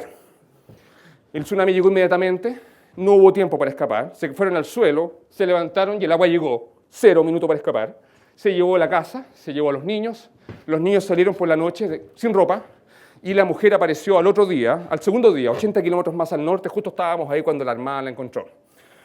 No olvidar esas cosas. Y este tsunami fue pequeño. 2 de abril, el abril de 2014, terremoto 8.2 en el norte de Chile, entre Iquique y la Quebrada de Camarones. Nuevamente con Germán nos juntamos. Y nos fuimos a terreno, auspiciados por una camioneta L200, que se porta bien a esa altitud, la Toyota Hilux la somos más arriba siempre, y Hipogloss, porque evidentemente ducha no va a haber. Tengan en cuenta, no hay. Tengan en cuenta que hay un protocolo, tenemos que medir las alturas de tsunami en mínimo 2 semanas, después el dato se pierde. En la reconstrucción borra evidencia, hay un protocolo. Manual Post-Tsunami Survey de UNESCO que te dice cómo medir, dónde medir, qué instrumento, qué GPS geodésico, qué el láser, qué el televisor, etc. Qué es la corrección de marea. No hay tiempo para dormir, sí hay tiempo, pero igual, hay réplicas, etc. El tsunami tuvo 5.3 metros en la Quebrada de Camarones, fue la amplitud más alta que medimos desde el sur del Perú, desde el puerto de Hilo hasta Mejillones. La gente del norte esperaba algo más grande. Le habían dicho que podía ocurrir un terremoto como este, como el del 9 de mayo de 1877. Siempre les decían eso. Ellos esperaban que cuando viniera el terremoto que los mandara al suelo tenían que correr. Y ese día ocurrió. Ocurrió lo que estaban esperando hace años, décadas. Comienza un 8.2 y dijeron, se viene. Por fin, se acabó. Empiezan a correr a zonas elevadas. En Iquique queda la crema, porque ustedes saben que son 3 autos por familia. Por un palo te compráis un turbo, cambiáis el manubrio para el otro lado y estáis corriendo por un palo 2, así, ¿cierto? En Arica se matan como moscas haciendo carreras de auto todos los días. Se creen capos. La gente corrió y llegó un tsunami. Yo llegué el otro día inmediatamente en la mañana. Estaba cerrado el aeropuerto de Aracena, pero me la ingenié y llegué y me agarró el 7.7 allá, la réplica. Y corrí también con la gente al estadio. Tierra de campeones, decían algunos. Y de no sé qué, los otros. La gente esperaba algo grande, pero no fue tan grande. Y el tsunami que llegó fue pequeño. Y hoy día la gente piensa que probablemente esto sea el cuento del lobo. Que la ciencia, que la autoridad me dice que viene, y de que viene, y que viene, y que al final de cuentas nunca llega. Y que probablemente que para la próxima vez cuando venga, aunque me mande el suelo el terremoto, no voy a correr porque en rigor quizás no es tan grande. Ojo, 2010, magnitud de tsunami. Las alturas que medimos en un segmento los estoy mostrando para el 2010 y para el tsunami japonés, junto a mi grupo de investigación. 20 metros en Rapel, 27.6 metros en Constitución, casi 30 metros en Tirúa. En promedio 10 metros de tsunami, 12 metros sufrieron todos nuestros compañeros y compañeras en el centro de Chile. No es menor el tsunami. Todo lo que estaba bajo 10 metros quedó bajo el agua. Y el 2011 nuevamente llegó el agua en Dichato y inundó todo. Lo bueno es que ya no había nada, ¿cierto? Se lo había llevado el 2010. Los tsunamis son gigantescos y son súper peligrosos porque en la práctica tenemos incertidumbre. No sabemos qué va a llegar a la costa, no sabemos rápidamente qué altura va a tener. Sí sabemos que después de un terremoto va a llegar algo, pero no sabemos qué. Grande, pequeño, mediano. Estamos avanzando en eso y el sistema de alerta temprana de tsunamis en Chile cada día es más robusto. Sin embargo, los niveles de exposición son altos.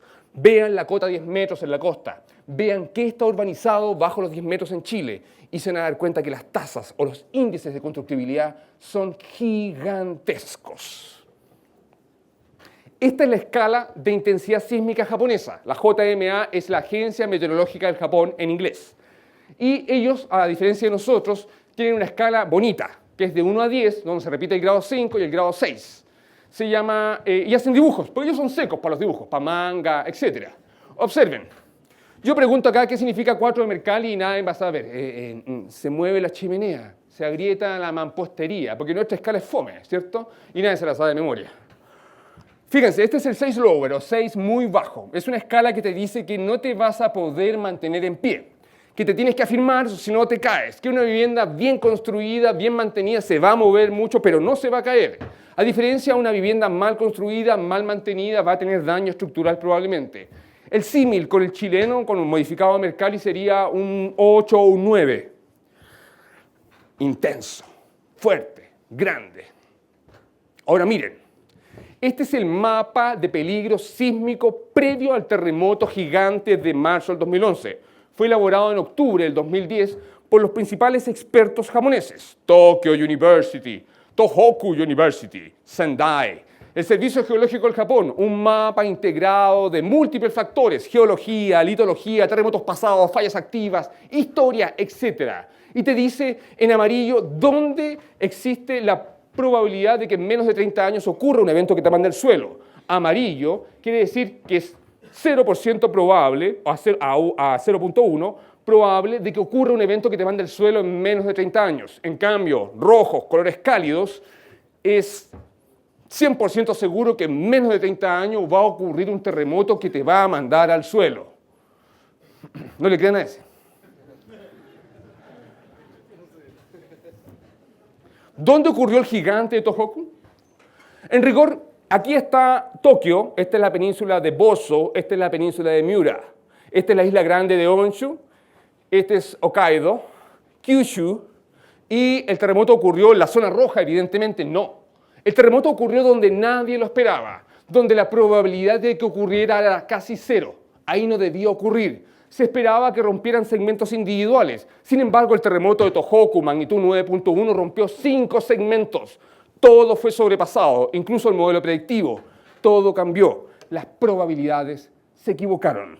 Los supuestos se equivocaron. Los modelos matemáticos se equivocaron. Los científicos se equivocaron, pero pidieron perdón. Las alturas de tsunami fueron gigantescas. Observen, frente a la costa de Iwate, que es la costa más accidentada, cerca de 40 metros de tsunami. Hacia el norte se mantiene y hacia las planicies fluvio-marinas de Sendai, Fukushima y Tokio disminuye. Como una curva normal, las máximas alturas de olas se concentran donde fueron los máximos deslizamientos. Las placas alcanzaron casi 60 metros del momento que se desacoplaron. tremendo tsunami. El color azul significa run-up. El run-up es la cota máxima de inundación horizontalmente. El punto rojo que dice inundación significa el punto de inundación que yo mido sin llegar hasta donde llegó el agua. Estoy en la costa y ahí tengo un lobo marino flotando arriba de un poste de la luz y le pego un disparo ¡pup! ¡Pup! Con un láser, un elemento de medición, y tengo una altura. Él es Jin Sato, es el alcalde de Minami Sanriku. Es uno de los pocos alcaldes que quedó vivo después del tsunami de 2011 en Japón, el tsunami gigante de Tohoku. Él me cuenta, un mes después, estábamos allá, ¿qué pasó? Ocurrió el terremoto ese viernes por la tarde y él como alcalde rápidamente se arma el COE, Comité Operativo de Emergencias, y él corre al edificio para el manejo de emergencias. Lo siguen 30 funcionarios fieles. Y de repente empieza a llegar el agua al edificio de emergencia. Cubierto completamente por el agua. De los 30, solamente 10 funcionarios alcanzan a llegar arriba y empujan todos a Jin Sato para que quede más arriba. El agua sale por el 4º piso del hospital. Jin Sato, el alcalde, nunca pensó que el agua podría cubrir por completo el edificio de manejo de emergencias. Tampoco pensaban que el agua iba a salir del 4º piso en el hospital. Japón, al igual que Chile, también tiene hospitales, universidades, salas cunas, parvularios y una serie de elementos de infraestructura crítica en zonas de peligro. Pero ellos pensaban que el muro de contención, que la compuerta hidráulica, que el warning anticipado, que el aviso, etcétera, me iba a salvar. Todo cambió. Horas después empieza a bajar el nivel del mar. Horas después aparece el 4º y 3er piso del edificio. Jin Sato no quiere bajar. Horas después baja toda el agua y aparece el hospital, incólume. Soportó un terremoto 9.1 y aparece el edificio para el manejo de emergencias, incólume. Se le fueron todos los espejos, desapareció la municipalidad y toda la urbanización que había abajo, de acuerdo, pero están ahí, pero el tsunami fue el que mató a todos allí. Lo medimos, fueron 12 metros de columna de agua sobre el terreno, aquí arriba, 12 metros de aquí para acá, nadie la cuenta, corregido a nivel del mar cerca de 22 metros de tsunami. El hospital, 14 metros de agua sobre el terreno, corregido a nivel del mar, 23.2 metros de tsunami. Minami Sanriku, como un Viña del Mar, con un Marga Marga, desapareció completamente.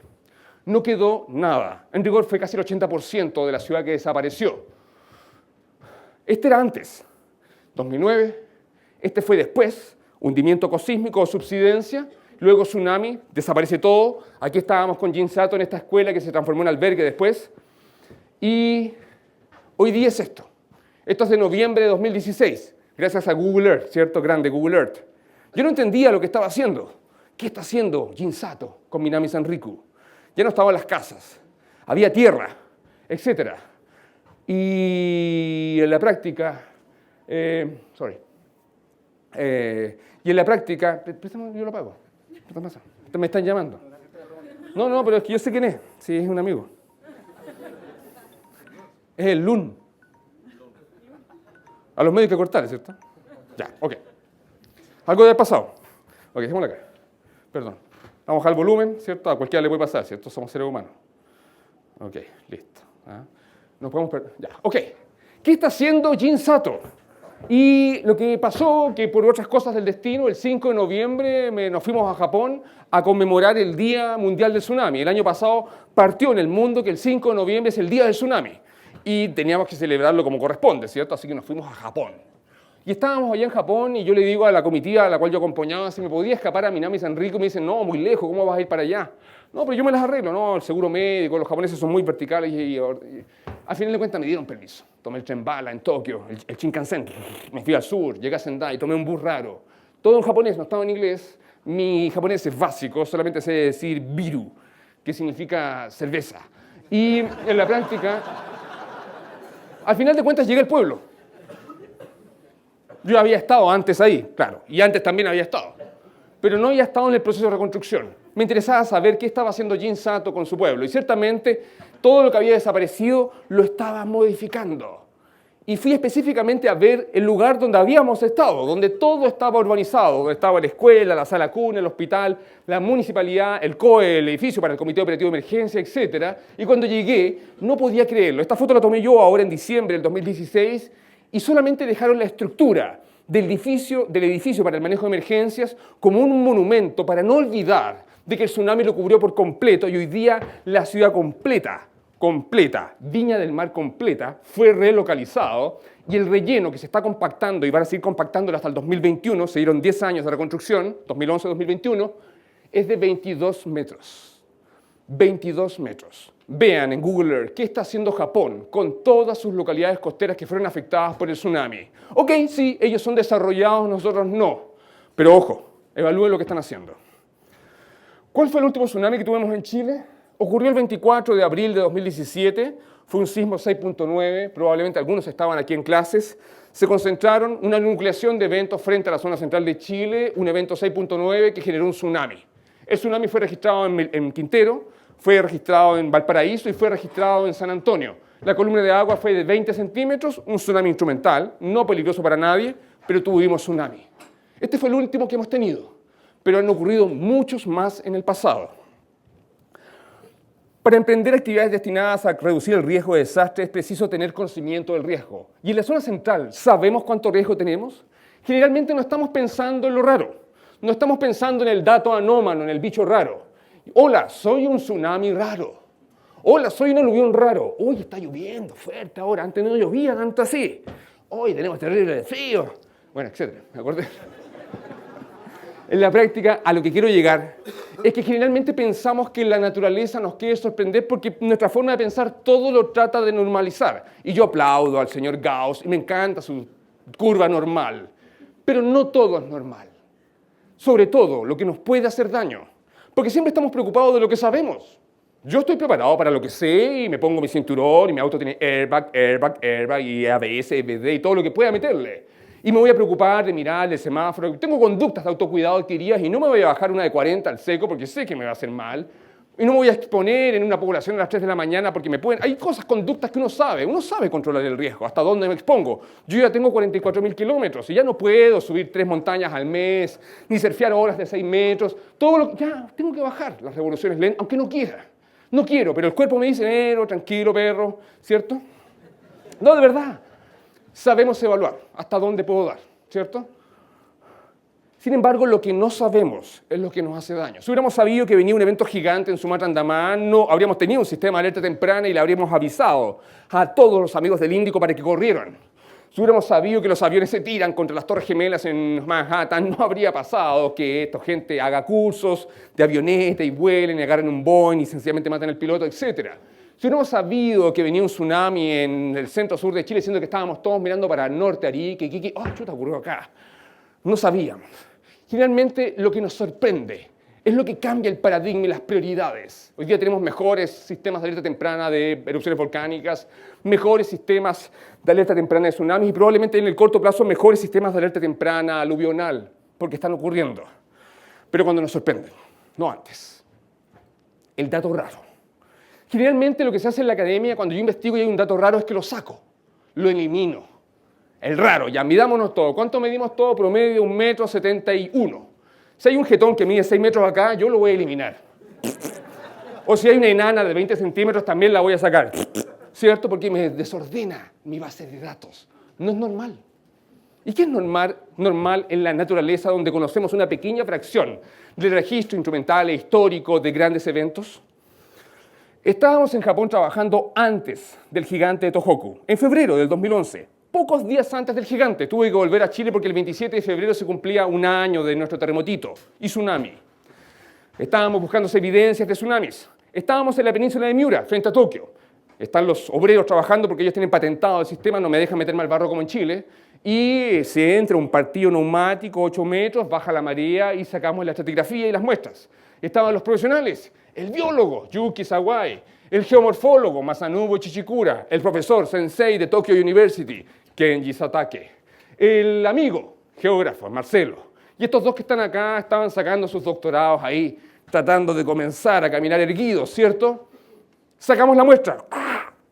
Y tenemos una tras otra, como lo vimos en Chile, como lo vimos en Sumatra, Andamán, terremotos con tsunamis. Aplicamos un polímero, lo depilamos, lo llevamos al laboratorio, a Tsukuba, la ciudad científica del Japón, lo pegamos en un palo. Analizamos muestras. Analizamos diatomeas, tomamos polen, radiocarbono, hacemos figuras. Con esto hacemos publicaciones científicas, papers. Este es un paper de Minoura que dice: depósitos de tsunami de Johan del año 869 e intervalos de recurrencia de gran escala de tsunamis en la costa pacífica noreste de Japón. Él sabía que habían ocurrido grandes tsunamis en Sendai, pero nadie le hacía caso. Estaba publicado. La capa de ceniza y la capa de arena que me la entregó el Daisuke, que era alumno de Minoura. Sendai, este es Sendai. Y transectas kilométricas tierra adentro demostraban que aquí arriba teníamos las capas. El número 3 corresponde al tsunami de Johan. Estaba adentro, estaba la evidencia que las partes bajas de Sendai habían sido completamente inundadas en el pasado, con capas de arena por aquí y por allá de tsunamis pasados, pero nadie lo escuchaba, Minoura. Así quedó Sendai después. Todo fue sobrepasado, todo fue inundado. Este es un paper de 2003 publicado en la revista Nature. Inusuales grandes terremotos inferidos de tsunamis, de depósitos de tsunami a lo largo de la trinchera de Kuril. La ciencia lo sabía. 9 inusuales grandes depósitos de tsunamis de los últimos 4.000 años en la marisma de Kiritapu a lo largo de Kuril Trench, la trinchera de Kuril. El Nanayama, que es el jefe del grupo. El Yuki Sawai en Holosen, gran revista. Incursiones marinas de los últimos 1500 años confirman evidencias de tsunamis en lagunas costeras de Hokkaido. En la práctica, cuando llega un tsunami a la costa y encuentra una laguna como el lago Budi, al sur de Puerto Saavedra, rápidamente sobrepasa la duna bordera y esa laguna deposita toda su arena. Si alguien se ha bañado en un lago costero sabe que en el fondo hay puro fino, sedimento fino, los dedos te corre el manjar por los dedos, ¿cierto? Si llega un tsunami con arena gruesa, ciertamente la arena se deposita, precipita y queda abajo. Si yo hago un coring, un sondeo y saco, tengo fino y de repente una capa de arena que claramente es contrastante del estrato superior e inferior y puedo reconstruir escenarios de inundación que vienen desde el mar. Tsunamis, por ejemplo, Yuki es experto en eso y también en diatomeas. Ahí está mi amigo, el más bonito se llama Masanobu Chichikura y él es Yuichi Nayeda, un sismólogo y él es un geomorfólogo. Ese día me sacaron a pasear, yo estoy limpio, estoy bañadito, me corté la barba. Y ellos son súper importantes, son mayores que yo, se ven más jóvenes porque harta omega 3 y harta ballena, ustedes saben. Pero independiente de ello, el Masanobu Chichikura, el doctor Masanobu Chichikura, que hoy día es el jefe del grupo de fallas activas del Servicio Geológico del Japón, toda su vida estudió terremotos y tsunamis, su tesis de pregrado, de magíster, de doctorado, de postdoctorado, etc. Pero nunca nadie le daba bola. Él seguía siendo un geocientífico más, tratando de hacer ruido por la falla de San Ramón, o por el riesgo de tsunami en Viña del Mar, o por el riesgo volcánico en Pucón. Sí, interesante tu cuento, etc. Pero ocurrió hace mucho tiempo atrás. Hoy día es el hombre más importante de Japón, el hombre que predijo el tsunami, el hombre que sabía lo que iba a suceder. Masanobu Chichikura, todos lo quieren entrevistar, Discovery, NBC, National Geographic, todos quieren saber de él. Pero antes, nada. ¿Qué hubiera pasado si le hubieran dado bola antes? ¿O tendría que haber corrido como Forrest Gump para que todos lo siguieran a poto pelado para, oye, hay riesgo de tsunami gigante en Sendai? ¿Qué hay que hacer? Porque el conocimiento está. Sabemos que Valparaíso desapareció una vez y va a volver a desaparecer. Y tenemos evidencia histórica, y tenemos evidencia geológica, y lo hemos modelado numerosas veces. ¿Qué tengo que hacer para convencerlos que hay que hacer algo? ¿Charlas? Ellos no saben, estoy terminando, yo sé que es la hora. Estamos en México. México, al igual que Chile, tiene subducción. Esta es la placa de Cocos, ¿cierto? Que interactúa con la placa norteamericana y tenemos un terremoto ahí. Es un terremoto con réplicas. Y esto que está aquí es un códice azteca, que es la forma como escribe la civilización azteca, una de las grandes prehispánicas, antes que llegaran los españoles y los recibieran miles de millones de americanos, que ya estaban acá, ¿cierto? Y las minorías étnicas, mejor dicho.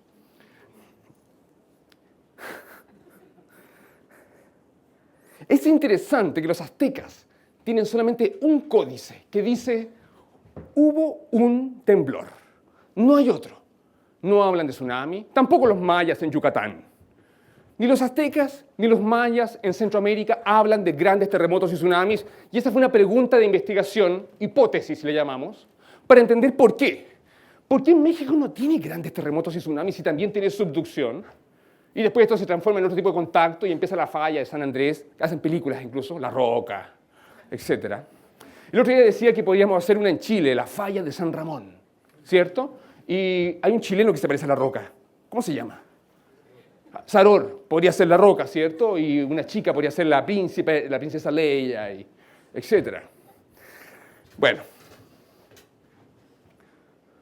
Observen, este es el terremoto de 2012, es un que ocurre al sur. Este es el estado de Michoacán, no, Guerrero, Oaxaca, y luego viene acá la tierra del comandante Marcos, ¿cierto? Acá está el evento principal, sus réplicas que nos dibujan el evento, la ruptura, y la ruptura, como tiene deformación de fondo oceánico, tuvo tsunami, el tsunami fue registrado aquí en Acapulco, pero nadie corrió a zonas elevadas. En México, los que vayan a México, a la costa pacífica, dura, con narco, con dengue, con tortugas asesinas y cocodrilos, sabe de que no hay señalizaciones, no hay simulacro, no hay mapa de inundación, el tsunami no existe. Nosotros preguntamos, este es el típico poblamiento de la costa, le llaman palapas, como ramaditas, orilla de playa, no es tema. El tsunami, ¿qué es eso? Le preguntamos a la gente. Trabajamos duro en terreno, pero cuando queremos deshincharnos de las picaduras, etc., trabajamos con la comunidad, siempre. Y les preguntamos, evaluamos su percepción. Don José, ¿usted sabe qué genera un tsunami? Por supuesto, dale. Los vientos fuertes. ¿Y usted, señor? Las aguas negras, el deshielo polar, el cambio climático global, las bombas nucleares, Dios, cualquier cosa menos subducción. Menos terremoto. No lo ven. Saben que los huracanes recurrentemente ocurren y el huracán es lo más cercano para ellos, los vientos fuertes. El tsunami no lo están viendo. El poblamiento de la costa pacífica de México es gigantesco y el tsunami no existe. Decidimos trabajar. Ir con una amiga, con la Teresa Ramírez Herrera de Berkeley, que volvió a México, más otro amigo, exactamente de Canadá, y un estudiante, y empezamos a hacer hoyos. Somos expertos en hoyos. Y hicimos muchos hoyos. Y empezamos a buscar evidencias. Acá está el profesor, el Marcelo, el Néstor, que hoy día es doctor ya, la María Teresa Ramírez, y el canadiense experto en diatomeas. Estábamos buscando evidencias de tsunamis pasados como lo habíamos hecho en Chile, en Estados Unidos, en Sumatra, en Japón. Y tomábamos muestras y se las pasaba a la Teresa. Y las guardábamos y las mandábamos a procesar. Y hacíamos interpretaciones. Y lo mismo que allá, acá, lo repetimos en México, con más calor, con coco, ciertamente, y harta Corona, una cerveza local. Lo publicamos. Hacemos artículos científicos, depósitos de olas extremas en el Pacífico mexicano, tsunamis o tormentas. Descubrimos que son tsunamis y publicamos, y igual que en México, igual que en Japón. Estamos publicando y estamos demostrando que el peligro sísmico y de tsunami es gigantesco en México, pero nadie lo está viendo. Lo mismo que le pasaba a mi amigo Masanobu Chichikura en Japón, que nadie le daba bola. Lo mismo que hacemos en Chile permanentemente y que pucha que ha costado. Termino aquí. ¿Y qué pasa aquí? ¿Qué pasa, güey? Aquí en la zona central de Chile, termino. Fíjense, este es el mapa de peligro de tsunami de Valparaíso y Viña del Mar que por muchos años gobernó y nos acompañó. Un tsunami menor que inundaba parte de Valparaíso, nunca el Congreso, y Viña parte del Marga Marga. Observen, este es el mapa de Valparaíso. Valparaíso se inunda, pero menos que una marejada. Pero esto es tsunami, elaborado por un organismo del Estado. Nadie entendía por qué el tsunami era tan poco peligroso. Por muchos años en Chile, los mapas de peligro se hacían con escenarios probabilísticos y eran tan pequeños que no asustaban a nadie. Eso permitió muchas cosas en el borde costero, pero también estaba el tema del escenario. No cualquier estudio de peligro me sirve para discriminar riesgos, todo depende del escenario que se espacialice. Eso cambió con el tiempo. Decidimos ir a trabajar, lo mismo. Nos juntamos con la tesista que después se enamoró y se fue, felices, Brian, ciertamente, que trabaja en geología de tsunamis en los Estados Unidos y el mundo, y el señor Lagos. Estamos en Quintero. Vamos a buscar evidencias, ¿cierto? A cazarlas.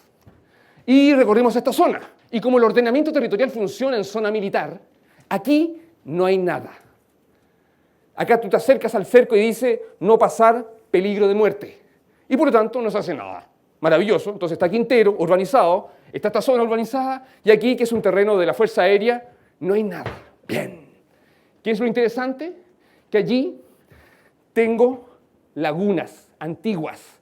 Estas son unas lagunas secas que, producto del terremoto de 1822, que describe en detalle María Graham, una inglesa que vivía en Quintero y que pololeaba para Callao con Lord Cochrane, se levantó, lean su historia, gran mujer, brillante.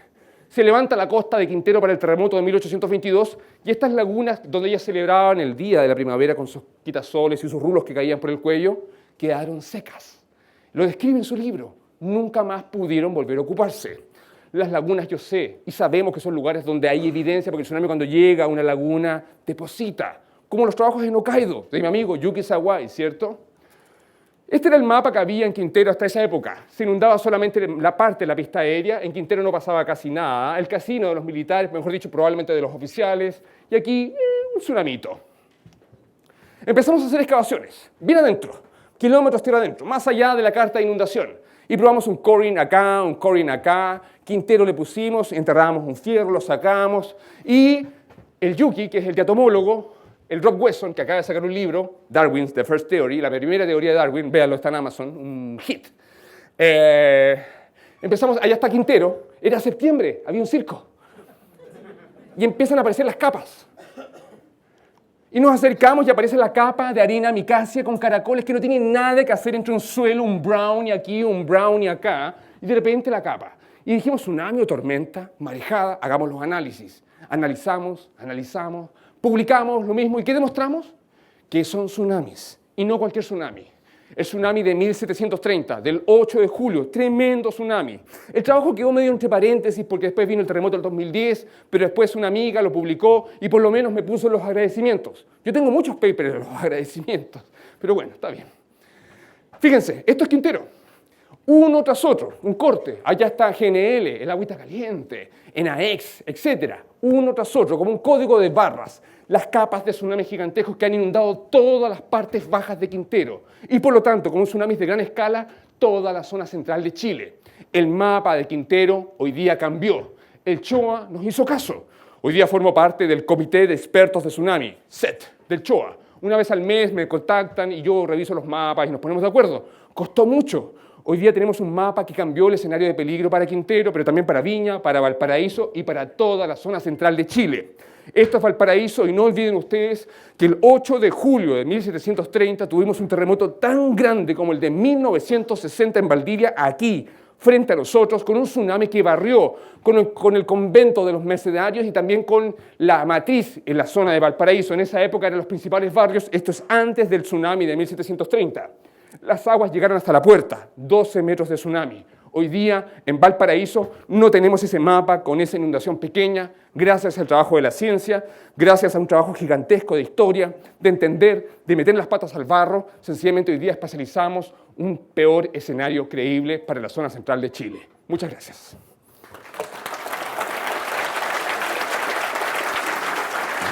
Unas dos preguntas del público. Bien, agradecemos a Marcelo, pero antes, ¿alguna pregunta del público? Si alguien tiene alguna pregunta para Marcelo. Ahí hay una, por favor. Tu nombre y, por favor, la pregunta. Primero que todo, muy buenas tardes. Agradecimiento a Marcelo Lagos por la charla. Me presento, soy Nicolás González, vicepresidente del Centro Alumno de Pedagogía en Educación Física Butla Maipú. Y la pregunta es bien clara. Todos sabemos que ante la ética mundial estamos muy escasos dentro de lo que son los recursos para seguir indagando dentro de este mismo tema. Pero dentro de la misma pedagogía, ¿qué ética crees tú que sería posible tomar como docente? Porque todos hablan de prevenir, todos hablan de mantener a los niños con mucho cuidado, pero ¿qué es lo que realmente nosotros debiésemos aplicar en las aulas de clase o en las instituciones para cambiar esto y para dejar de haber tantos problemas en los colegios como ya han habido hoy en día, como lo fue en Dichato y como lo han sido a lo largo del país? Muchas gracias. Okay. Bueno, primero que nada hemos tenido fortuna porque gran parte de todos los eventos que han ocurrido en el último tiempo no han afectado a niños en colegios. El tsunami del 2010 ocurrió un viernes pasado, en la noche no había nadie en el colegio. El terremoto tsunami de Illapel ocurrió en la noche, no había nadie en el colegio. El terremoto de Iquique con tsunami no había nadie en el colegio. Pero sin embargo, va a ocurrir un día que ocurra que están todos en el colegio.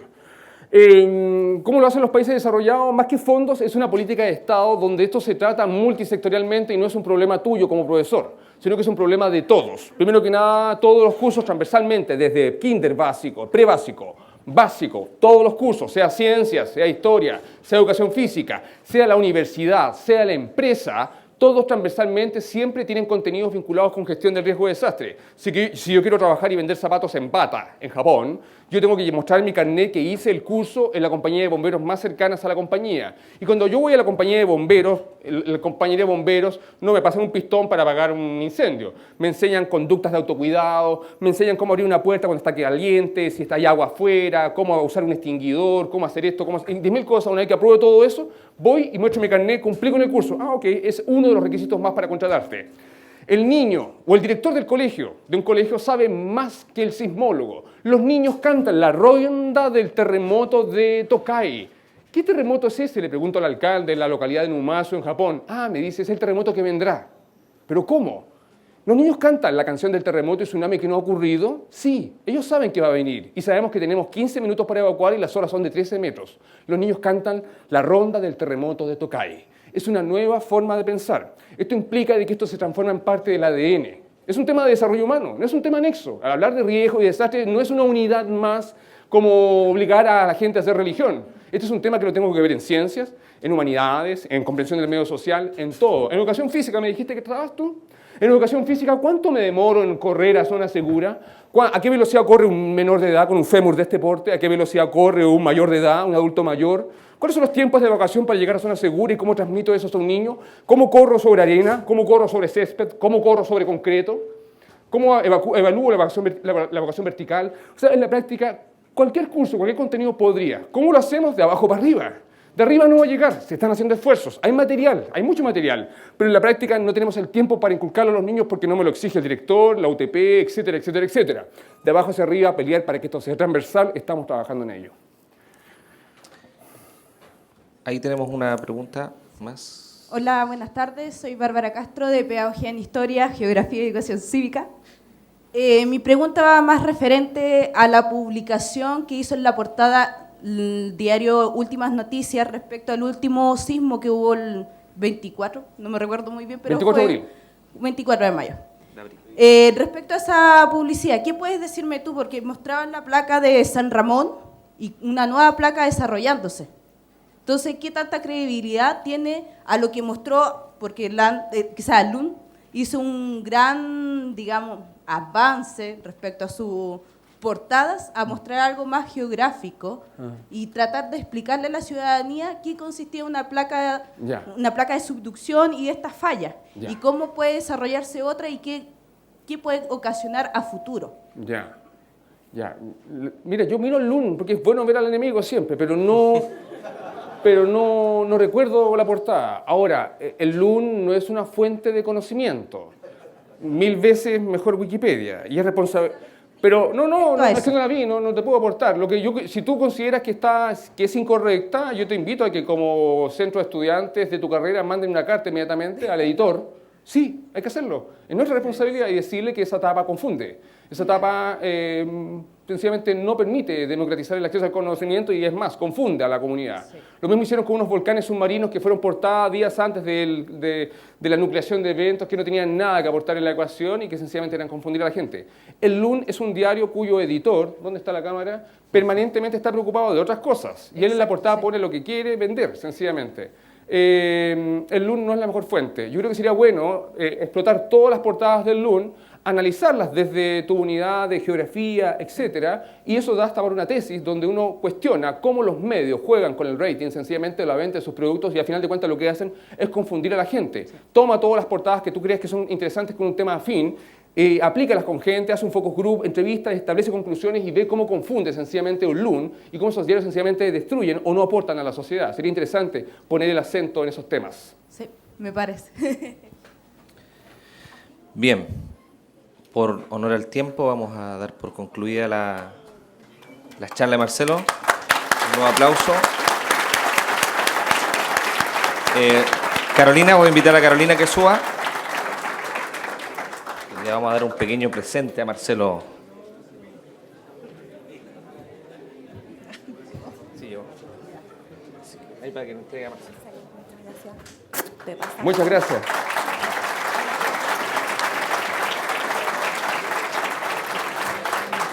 Muchas gracias a todos los asistentes. y nos veremos en una próxima ocasión.